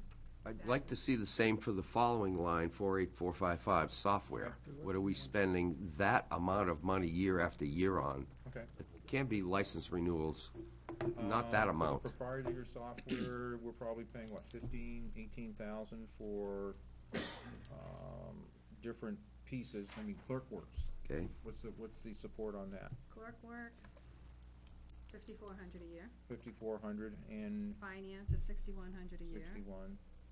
Vision is 5,100 a year. Okay, so we're about 15,000 so far. GIS is Yeah. 4,900 a year. Okay. Is that 20? Tax map and web GIS updates, 5,500 a year. How much? 5,500. 500 for the tax map. 25,000. Okay. Track it inventory is 2,000 a year. 27. That still leaves. Adaptive Juniper routers is 2,000 a year. WebSense is 2,200 a year. Let's see, CDM Online, GIS, that's the one that's on the website, 3,300 a year. Vision Online, Yep. 2,800 a year. AutoCAD, 3,100 a year. Micropaver, 550 a year. Scalehouse Software, 1,000 a year. Dossier Fleet Management, 1,600 a year. ViewWorks, 4,100 a year. QED, 10,300 a year. What is that? Police Information System, that's their database. But that brought us up to about 50-something. 56. Yeah. Okay, Police BioKey Mobile Cop Communication System, 5,600 a year. I'm rounding these off for you. Yeah, that's okay. Bright Store QED Backup Software, 700 a year. CrimeView Support, 2,850 a year. EMS Manager, 695 a year. Let's see, Imatren, it's a fire only, 3,500 a year. CodePal, 400 a year. We're getting pretty close. NFIRS, 5 Alive Animated Data, 225 a year.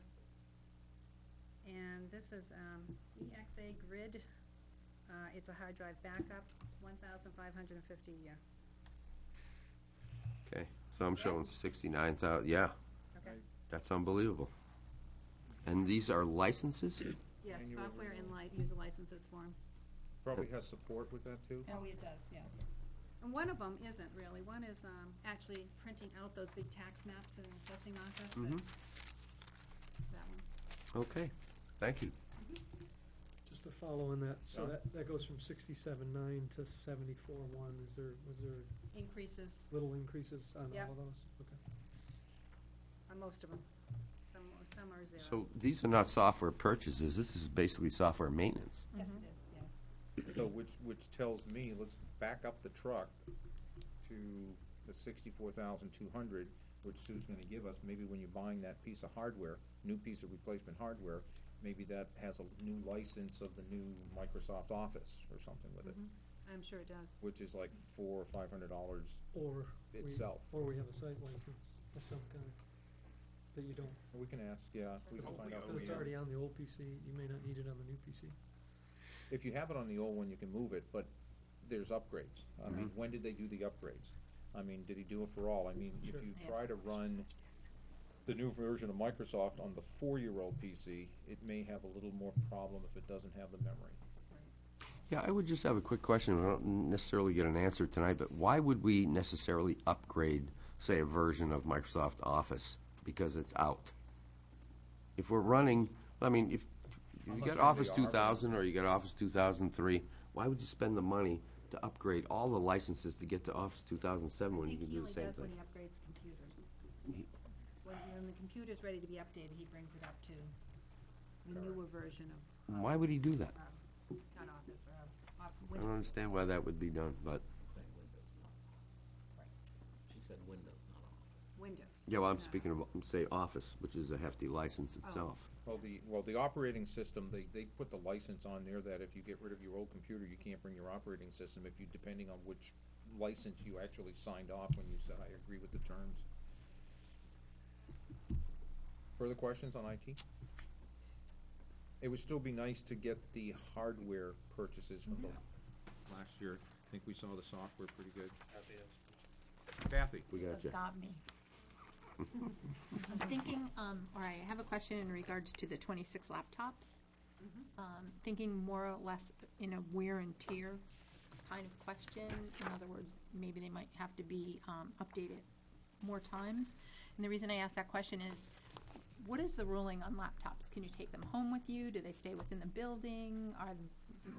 I mean, because if you take a laptop out of the building or out of its workspace, there's more opportunity to have a challenge with it. So I was just wondering, do most of the laptops, because I think we have a policy somewhere, I just can't find it online. There's a computer use policy in the Right. personnel plan, but there's Okay. no restriction. Laptops are meant to take and be portable, and that's why we buy them rather than workstation. And so, yeah, department heads and whoever has them takes them to meetings. And Okay. So what justifies somebody getting a laptop? Is it department heads or is it? their need for portability. Okay. Just trying to understand. Thank you. Further questions on IT? Let's go to planning and economic development.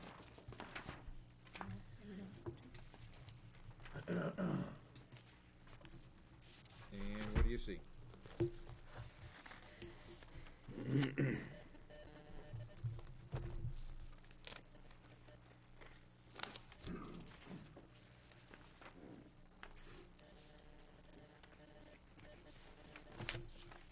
Anything? John? How many employees does that reflect on 41100?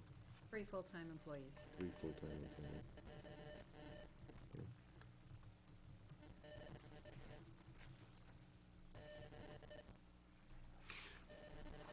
Go ahead, Guy. My question is just real quick, back on what we were talking about, computers and equipment. I'm going through the other budgets, and I'm noticing police, fire, et cetera. Those lines are zeroed out. So your admin line for computers and equipment, Townwide. that's townwide, okay. Except, maybe with the exception, Guy, of some in library. Like they Of have library, their okay. own I haven't Gmails. opened that one yet. Okay, thanks. John?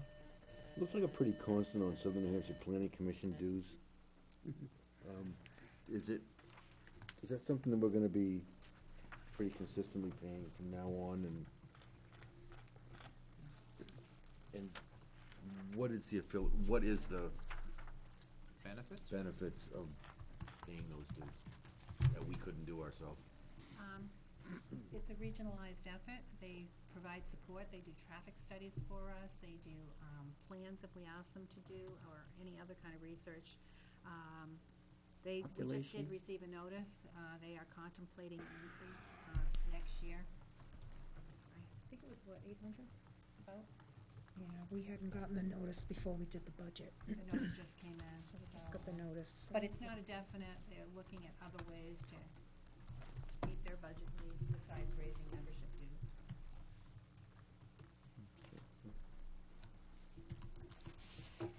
Further questions? They also have training, and it's a good forum for your planners to attend, to know what's going on in other counties. They have a new economic development piece, so they, Those are things that, No, go ahead. those are things that LGC doesn't do in those trainings? Planning they have an affiliate group of planners at LGC, but this is more like a regionalized, just, how many communities? Joanne belongs. I think there's like 10 or 12 communities that are members around the the region, and they sponsor you've probably heard of Metro, which is the new economic development group. Yep. They're involved with that. They have planners roundtables, like once every other month for the planners to attend. They provide lots of different speakers from Department of Transportation. They provide a lot of information on transportation. They do traffic studies if requested. They provide traffic counts every year for all of the communities.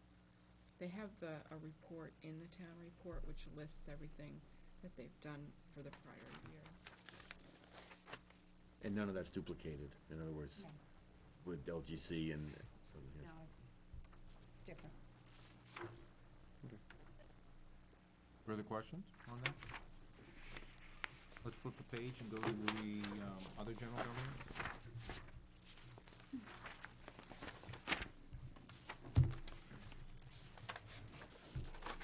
No real funky observations on this one, where it's gone down by, wow, 10%. Thank you. Where's our signs? Not in that budget. Name tags, excuse me. God, Bunch of Kathy, placards now. that say, Kathy Smart. She wrote one up on a piece of paper one I day. did. Tape it to the back of your laptop, that'd be like perfect, right? That'd be great. I could do that. You guys got any question on that? Flip the page and go to building inspection. You promised. It's gone down also. That's that position, John.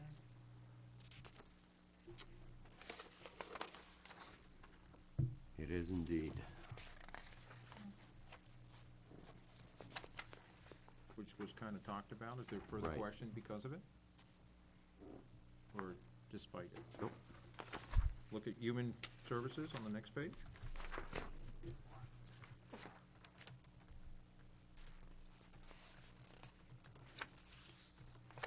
Paul?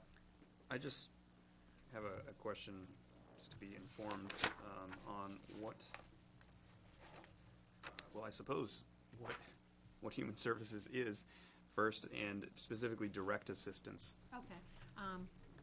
Local government in the state of New Hampshire is the safety net for anyone in need. So if they can't pay their rent or they can't feed their family, we are the safety net if they're not eligible for state assistance. And we're mandated to do that. So direct assistance line in this budget is basically what is given out in aid to needy families.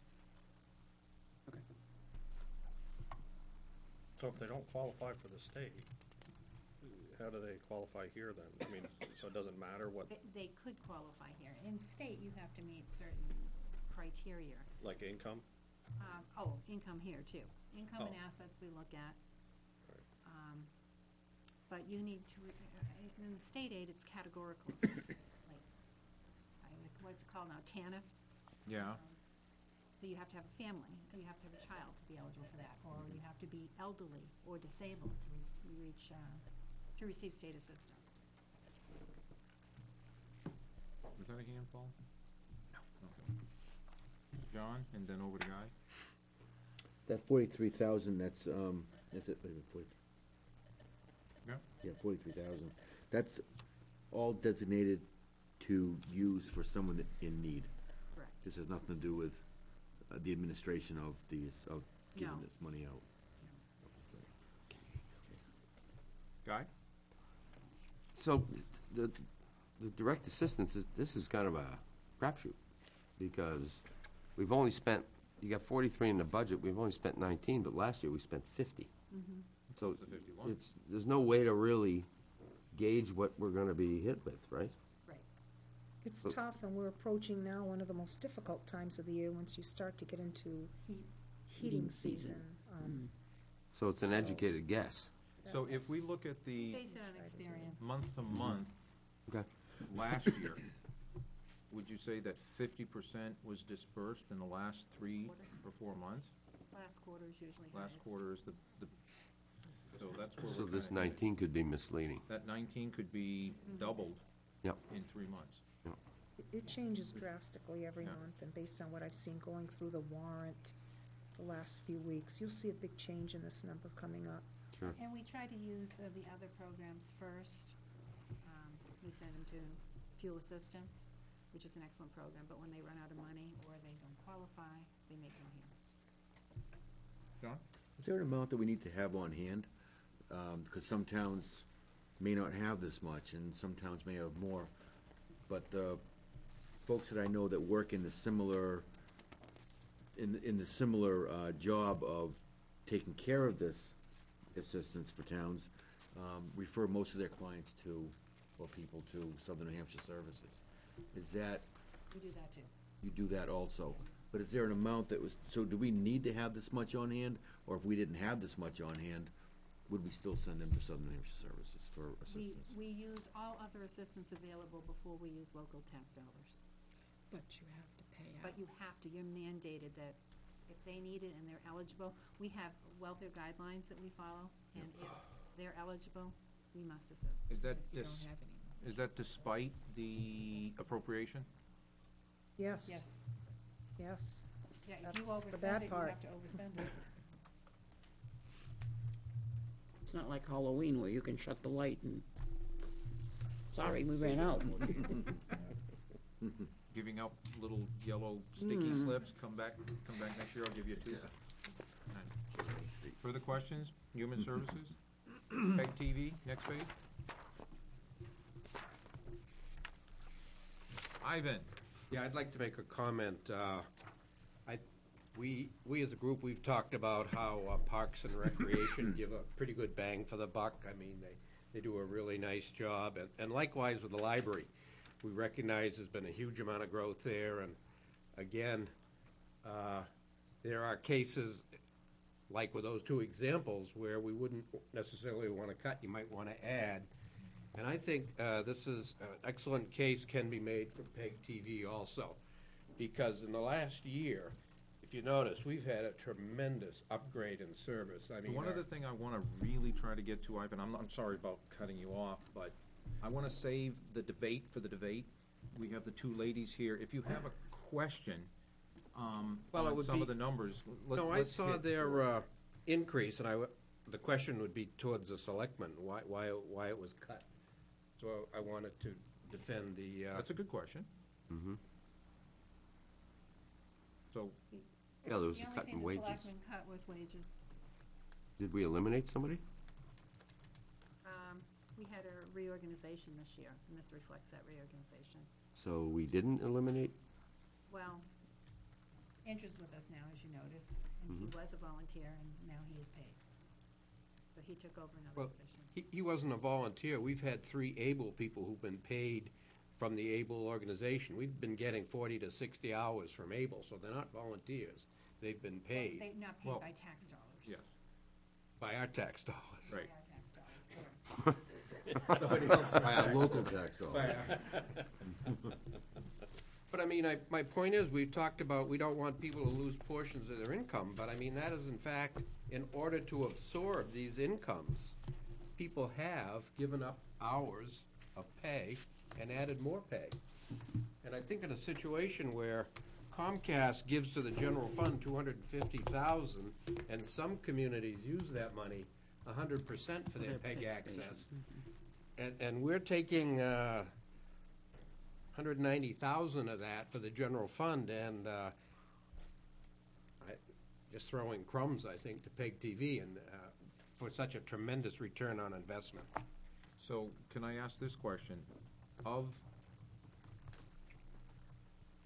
Where would we be paying Andrew now? Out of which line? Out of here. The top line?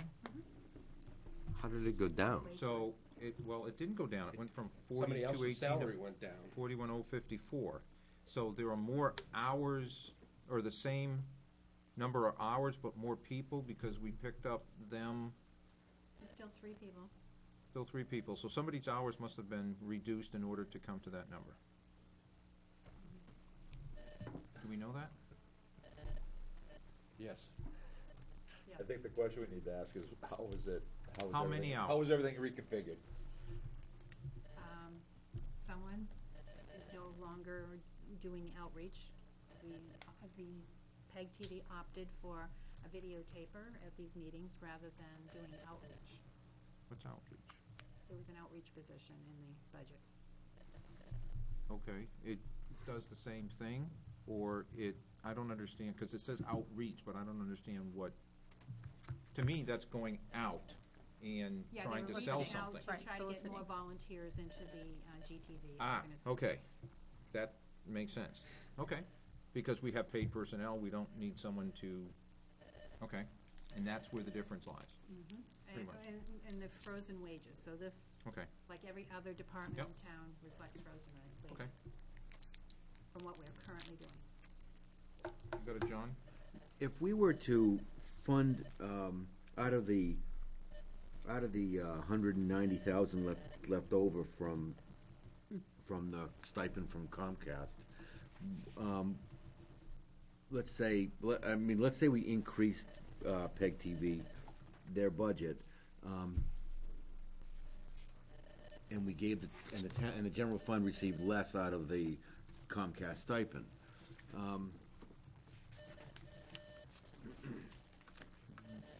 How would that affect the rest of the town's budget? Taxes will go up. Taxes would go up, exactly. When revenues go down, Taxes would go up, but so there wouldn't be anywhere else in the entire town budget to absorb that? 190,000? No, a portion of that, 20 or something. I mean, out of the entire town budget. Now, I guess that's a town budget question, or would that be administration question? Would there be enough to absorb that throughout the $20 million town budget? well, every time revenues continue to go down, and they've gone down over the years, whether it was increasing the elderly exemptions or doing 100% current use to the conservation fund or veterans credit, revenues keep depleting. And as they deplete, your taxes are going I up. understand that. But let's say, okay, Basically, the question is, where would you suggest to find another $20,000? Because we've already kind of done that with this I understand, kind of stuff, right. and so that's really what you're asking. The budgeted amount is $266,000. Just thinking out loud, kind of. $50 for cable revenue. Okay? Quick question on PEG, maybe to Scott. What's the PEG proposed department head budget is about $4,000 higher than what you guys ended up coming up with. Other than, I mean, how was PEG affected by your reduction? Well, you want a specific line or something? Well, I guess wages, and, the, Frozen. Yeah, it's all in wages frozen. so it hasn't affected number of personnel or, okay, all right, that's what I need to know. Thanks. Go ahead, yeah, on PEG? On PEG. Yeah, where could we discussed this before, but where could we move PEG, the studio, if we were going to move it to another space in town? Is there any other locations that's available that would make PEG TV station more accessible, more public, more known to the people? I've heard there are teachers that walk by and said, I didn't know there was a TV station here. So I'm just wondering if... We have quite a deal where we are. I'm not sure how we You find that could deal say that. anywhere else. There's no rent. I understand. Okay. But they use that for some detention students. I mean, there's some pretty problem. They don't use that for. They don't have a media class or a media program at the school right now. I'm not sure what the plans are at the school for video production. At one time, it was highly used. But it's not today. And is there any other places in town that you can think of? Is there any other spaces or buildings available uptown? For free rent? I don't know. We get the Grassmere Town Hall. Maybe if we ever have a central fire station, then one of the other fire stations could become a GTV studio, much like Bedford did. Something like that. Okay, good idea. There's my plug. No, I'm just kidding. Further Well, questions it's on reasonable. PEG? Now, Like NASA. go ahead. So when you're saying a wage freeze, people were scheduled for raises this year, and Yes. they're not getting, okay. Right. No steps, no COLA. Okay. Say it out loud, Bill, so that we can all hear, please. No, go ahead. Oh. Is that townwide? He's harassing me. Non-union townwide or just PEG? This budget, the selectmen's budget, reflects throughout the town, no steps, no COLA. This is a year we're in union Because negotiations, as pretty you much know. there's the union negotiations, so that doesn't get included. But you have it for 6 months for most of them because the CBAs don't run out till June 30th. The CBAs run out the end of the year. Remember, we give our increases on July 1st, so whatever they're at now continues next year, and the increases wouldn't take Oh. effect till July 1st. But Okay. all the other conditions are voted on at town meeting. Interesting, okay. So it's Further not just Peg PEG, questions? it's Just Right. townwide, okay. Just an add-on, I mean, the wages were frozen, and there are no benefits or anything, but in fact, to absorb another person, didn't other people have to give up income? I'm not sure what you're talking about, Ivan. I Oh, heard we've there was added a third. the outreach coordinator gave up whatever hours they had. I think it's more than that, too, without Okay. getting into names. Okay. That's possible. Would I find So that? there's been a reduction of income for an individual in order to absorb one or two extra people who were paid by Able in the past. There's a budget right now of a coordinator at 20 hours, an outreach coordinator for 5 hours, and a studio technician of 15 hours to come up to 41,054. I don't have last year's. I might have last year's. Let me try to find it, and we'll come back to it. But that's a possibility. Maybe an option is to cut back and we don't film these meetings. Board of Selectmen, Budget Committee. That's School always Board. something. That's Yeah. always something that we could debate. Yeah. Further Peg questions? Anybody have questions on debt service? Why we have it, when it's going down, the principal payment? Well, for 2011, yes. Yeah, because the debt you're replacing, what you're losing, it's just,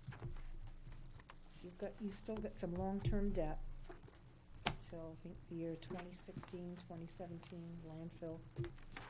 We're gonna be, this year, retiring the recycling bin debt and replacing it with the ARA debt, Aha. so. Gross appropriation. So the ERA debt is being gross appropriated. Are we showing the ERA forgiveness on the revenue side? That was all done this year. Now what you're looking at in terms of your debt schedule is what you're going to have to pay as a result of the debt that you've structured. That's annually what you have to pay. So when the bill comes in, they forgive It's half of already- the bill, and we budget for the other half. It's already forgiven when we get the bill. It is. Yeah. Because I heard it wasn't. It was, they expected to see the gross appropriation and the revenue side, but if the counting that I'm looking at is only the net effect on the appropriation side, Yeah. Yes. I'm That's gonna what it make is. a note of that. Okay. Yeah, we were told that when the first bill came in, half of it is forgiven immediately. Before you even get it. Right, Okay. so we only get billed for the net. Further questions on that? Because that ends the administration side. Any further questions for Sue or Janice before they go? Thank you. Thanks a lot. Andrew, I'm gonna take a 5-minute recess. And we'll come back at 8:30 and in here with Carl and talk to Carl. CTV is done at So Bedford. do you, by any chance, to check that? He'll tell me when the,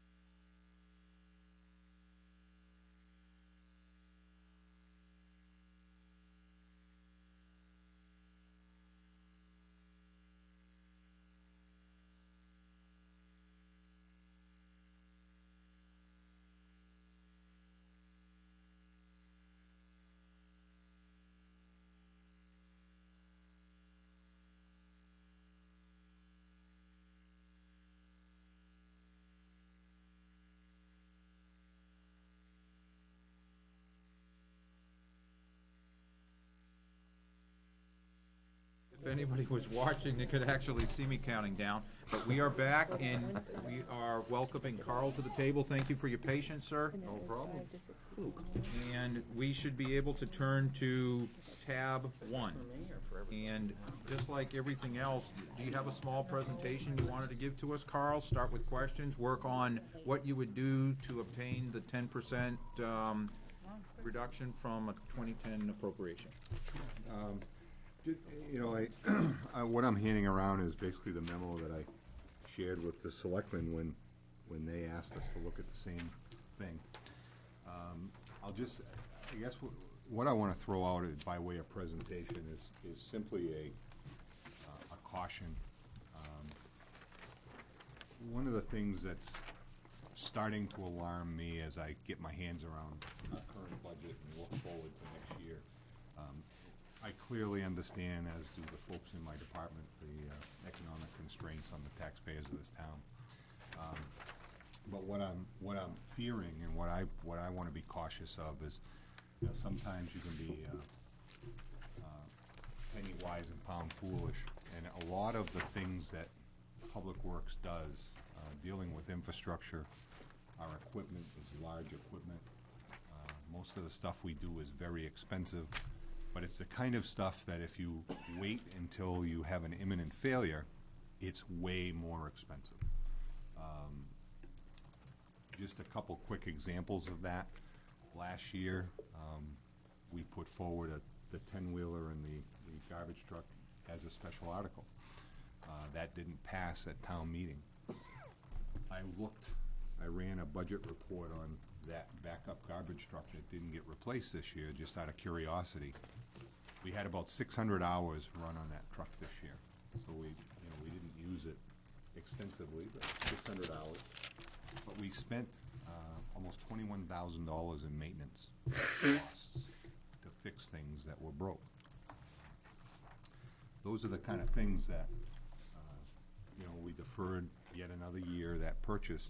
The 10-wheeler is a very similar scenario, and as we'll talk about tonight,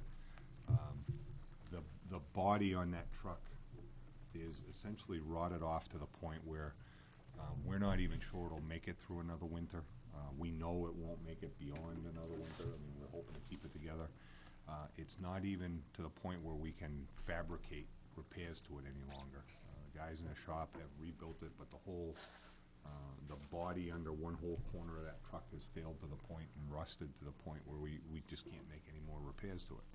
So to replace that body, if that vehicle doesn't make it through a replacement schedule, it's a $40,000 cost just to put a body on an old truck so that we can continue to service the plow routes and the construction schedule that vehicle's involved in. So, and of course, most of you have heard me talk about the road plan. The last couple of years, we have really had to change our approach to the road plan, and I'm not really saying that it hasn't worked out. We've certainly made a lot of people happy, and it looks like we've made a lot of progress. But we really have been putting very fancy Band-Aids on a lot of roads to stretch the dollars further, and we're not going to see the life out of those roads that we were seeing out of the roads that we did 5, 6, 7 years ago. I don't know what the long-term impacts of that are, but I certainly think there is a caution that the more we scale that down, the more we risk paying more, significantly more in the future. So I'm certainly open to discuss any of that stuff, and do my best to answer any questions you have, but those are just kind of words of caution that I throw out there. This is a time when contractors are hungry for work. This is a time when we're seeing pretty reasonable and good bid prices. So from a long-term thinking strategy, this would be a great time to be investing in our infrastructure, because we get a lot better bang for our buck than we were getting a couple of years ago. But that's not the way the dollars play out right now. The dollars just don't seem to be available to make that investment. So I just kind of throw that idea out there just to kind of give you food for thought. Just to go through the memo, this was a memorandum that I had provided to the selectmen when they asked us to look at the scenarios. To get to level funded, they didn't do exactly everything that I proposed, so I'll just kind of highlight a couple of changes. Mainly, the changes were in the lower part of the bullets on the first page where it talks about cutting the sidewalk money. They basically kept half of the sidewalk budget, and they cut back a little heavier on the road resurfacing part, but they did keep some of the sidewalk money there. Other than that, I think pretty much what I highlighted there is what happened to get us to a level funded state. To get to a 10% reduction, you can see that we would have to reduce almost another $650 or so thousand dollars, or $600,000 or $700,000 rather, beyond what we had to cut to get to level funded. In basic terms, kind of department-wide, what that would mean is absolutely failure mode maintenance. I mean, we wouldn't be able to provide any maintenance unless it became a hazard to employees or to the public. We did propose in this that we would lose 2 full-time staff positions, laborers. One thing I caught, and I'm I guess a little bit remiss in doing this. One thing I didn't think of is what Chief Sullivan thought of, and that is chances are these cuts wouldn't happen January 1st. So when I ran these numbers, I just cut the position for the year, but in reality, that's not the way it would work out. So I would have to cut deeper than what I even presented here if those staff cuts didn't occur until April 1st or May. Now, one of the things that I want to kind of highlight with this, because on the surface it would seem that, well, what's, you've got 30 some odd employees, what's a couple of laborers, but this project going on South Mast is just a classic example of what DPW faces on a daily basis, because all the work we do, it overlaps. There's sequential things that have to happen. You may drive by a construction job and see 4 or 5 guys standing around and it looks like they're doing nothing. But if you drove by 15 minutes later, they'd be wishing they had another set of hands. It's very dependent on the number of trucks that are supplying material to or taking material away from a job site. All the components of that job site have to work in an integrated fashion. You got traffic control, you have the trucks moving back and forth, whatever piece of heavy equipment, depending on the job you're on, and then potentially laborers there in the hole doing some of the manual work. So with DPW, the way it all breaks down, and you saw when we all got together that Saturday morning, I threw the org chart up, and we started to kind of talk about it, and we didn't really finish it, but if you take all of the people out of that equation that are not involved in highway operations on a day-to-day basis, what you're left with is we essentially have 2 complete construction crews. And what that means to us is either we're sending say the grader out with a few trucks and men to do work on shoulders or something with that grader piece of equipment, or depending on the work we're in, we may have 2 excavators and 2 digging crews going, but you essentially have enough people to supply 2 complete crews. If we were to just cut 2 people out of the department, there are going to be times when we cannot outfit 2 complete crews, and you end up with one of our pieces of heavy equipment shut down for the day, and we then are finding stuff for a half crew to do, like to go out and do brush or sign work or whatever. Sometimes that happens if too many people are out sick or whatever reason, but we really try to run the heavy equipment every single day to get the workload done that we're involved in. The other big thing, obviously, our other season is wintertime, and I can tell you that everybody in the highway crew, including all the supervisors pretty much, have assigned routes. So if you take 2 people, no matter where they are in that mix, but you take them out of the department, that's 2 plow routes that get removed from, I I think we have something like 18 plow routes or 19 plow routes. So accommodations would have to be made for that. When I look at our snow policy that's approved by the Board of Selectmen and the way our priorities are set up, the lowest priority items for DPW in a snowstorm end up being parking lots and like school parking lots, depending on the day of the week or the time of the day when the storm occurs. But what I basically propose is we may not any longer be able to supply those services to parking lots and to the schools. I was quickly visited by Stacy Buckley on behest of the school board saying that's not something you can do, but obviously this town would have to make some tough choices. Do you not service residential streets, or do you not service parking lots? Because we'd have limited staff to do all of those jobs.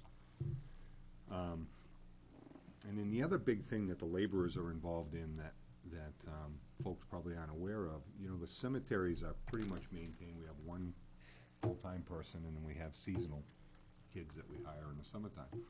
Well, the seasonal kids are usually with us for 13 or 14 weeks in the summertime.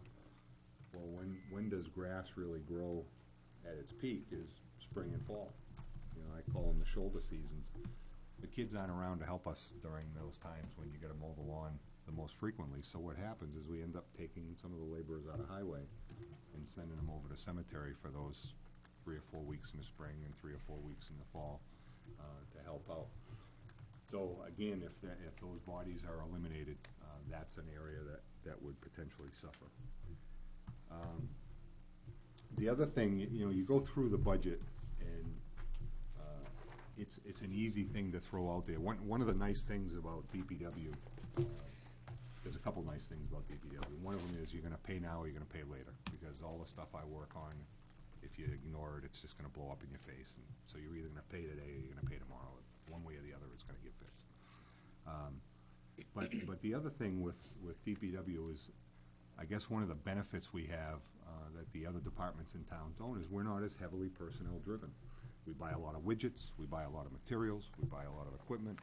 So the percentage, on a percentage basis, the amount of our budget that goes towards personnel costs is much lower than the other departments.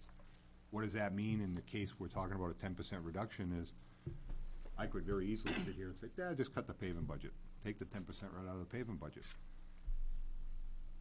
The problem is as I said earlier, we have to sit back and balance what's in the best interest of the town long term. And I always think long term. I'm always trying to think 5, 10 years down the road, not just what we're looking at this budget, but when I think of impacts from this budget, what's automatically in my head is how does that domino effect roll into CIP next year and the year after and the year after, because I know there are spikes in CIP 2 years out, 3 years out, that cuts today are going to impact in 2 or 3 years. So, you folks, your charge is kind of focused on this year's budget. I mean, that's really what you're doing. But when you make changes, and in my mindset where you're going to pay today or you're going to pay tomorrow, and I'm thinking in my 6-year CIP budget, I have to kind of be cognizant of cuts made today are going to affect what we're doing in 2, 3, 4 years.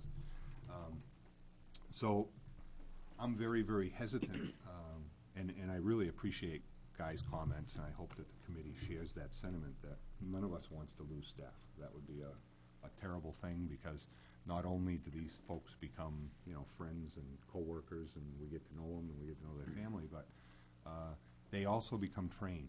They become very valuable to the town because they get to know their job.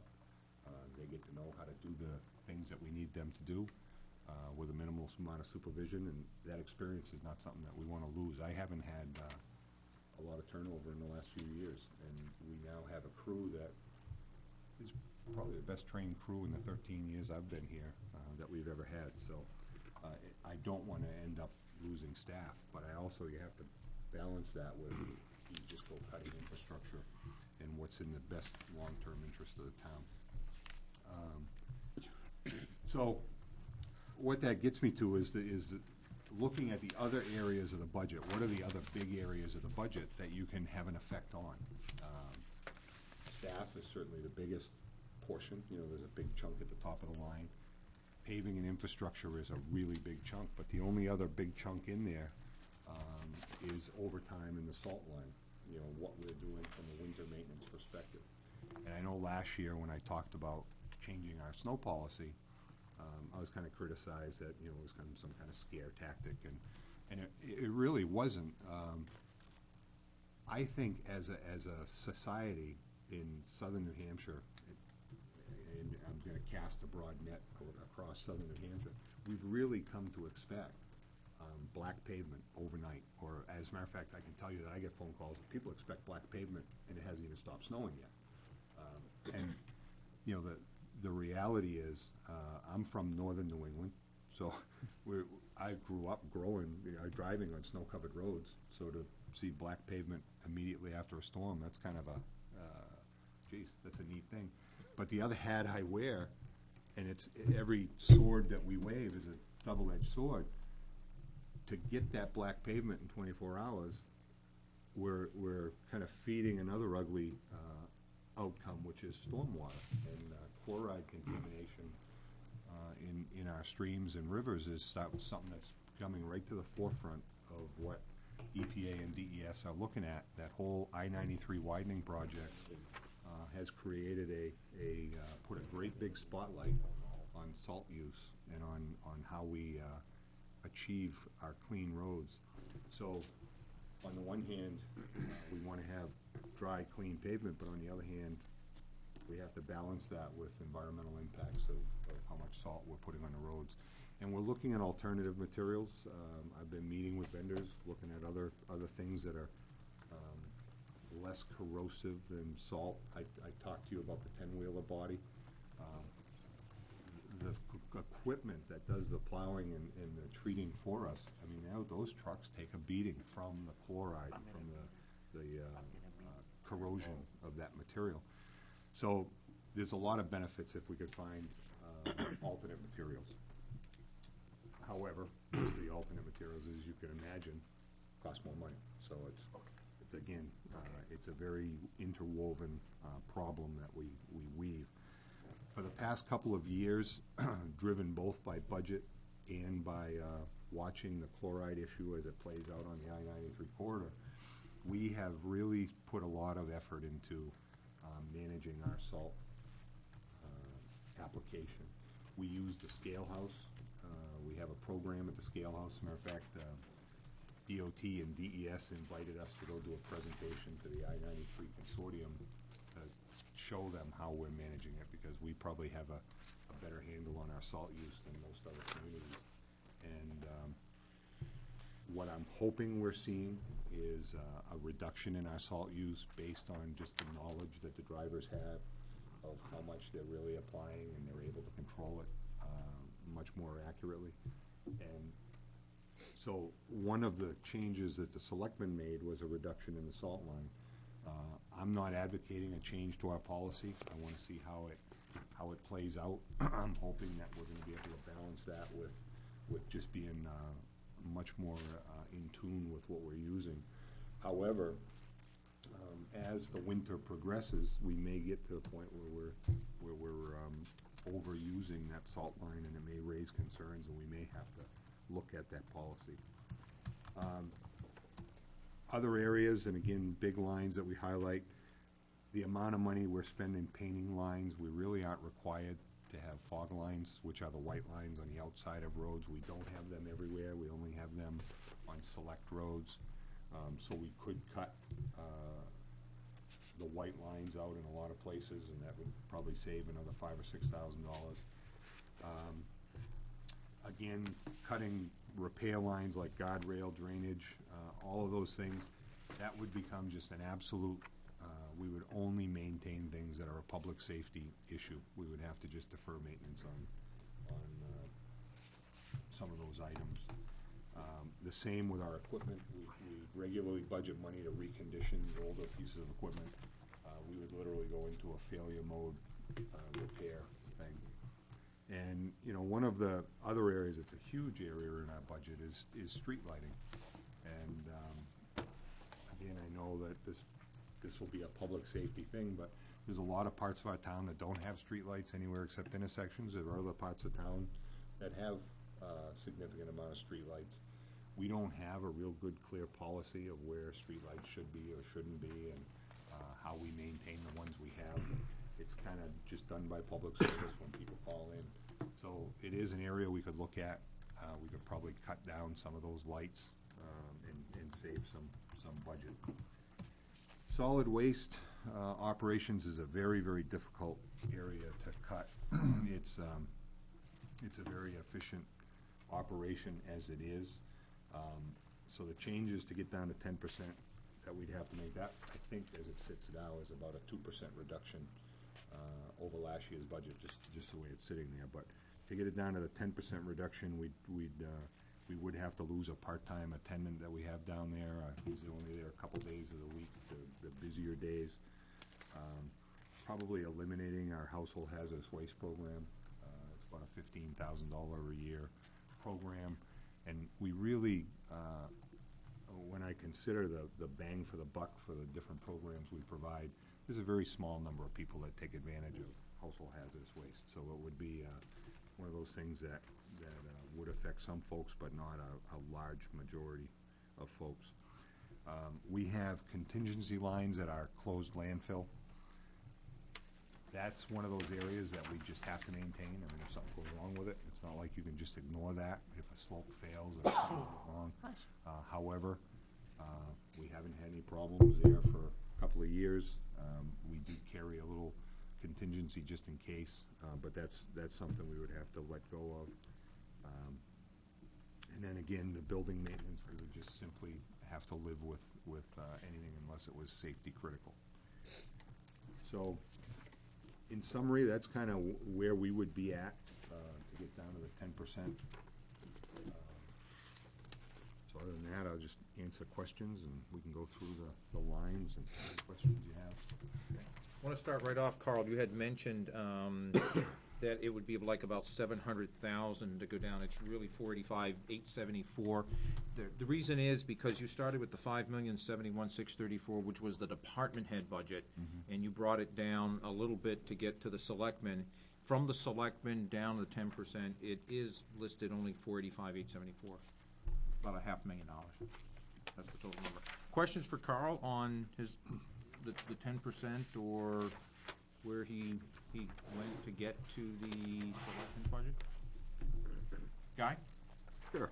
Carl, thanks for coming. I know it's late and try to get you out of here as soon as possible. I'm glancing over the DPW budget without naming lines, but numbers.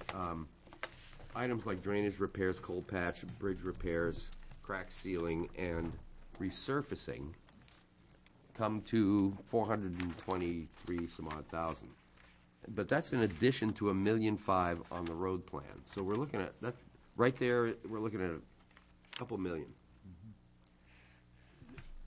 Why would some of these things like bridge repairs, resurfacing not be part of the road plan? Is road plan just reclamation? No. Every year we have a road plan discussion and an explanation of that budget. So let's go through it. The road plan, as we call it, is based on a model designed by the Army Corps of Engineers.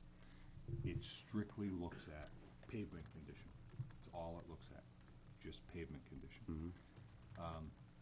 It has a modeling feature that we used back in 2000, 2001 when we developed the road plan that projected out based on the conditions of all of our roads and the distresses, how much we should budget annually to bring that. Well, actually what we voted on was keep it level. That was all for GASB 34. Over the years, what we have done is we have inserted other things into the road plan. And it's become more and more over the last 2 or 3 years when budgets shrink, we start interjecting things. The road plan model never anticipated paying for roundabouts. The road plan model never anticipated paying this town's share of bridge repairs.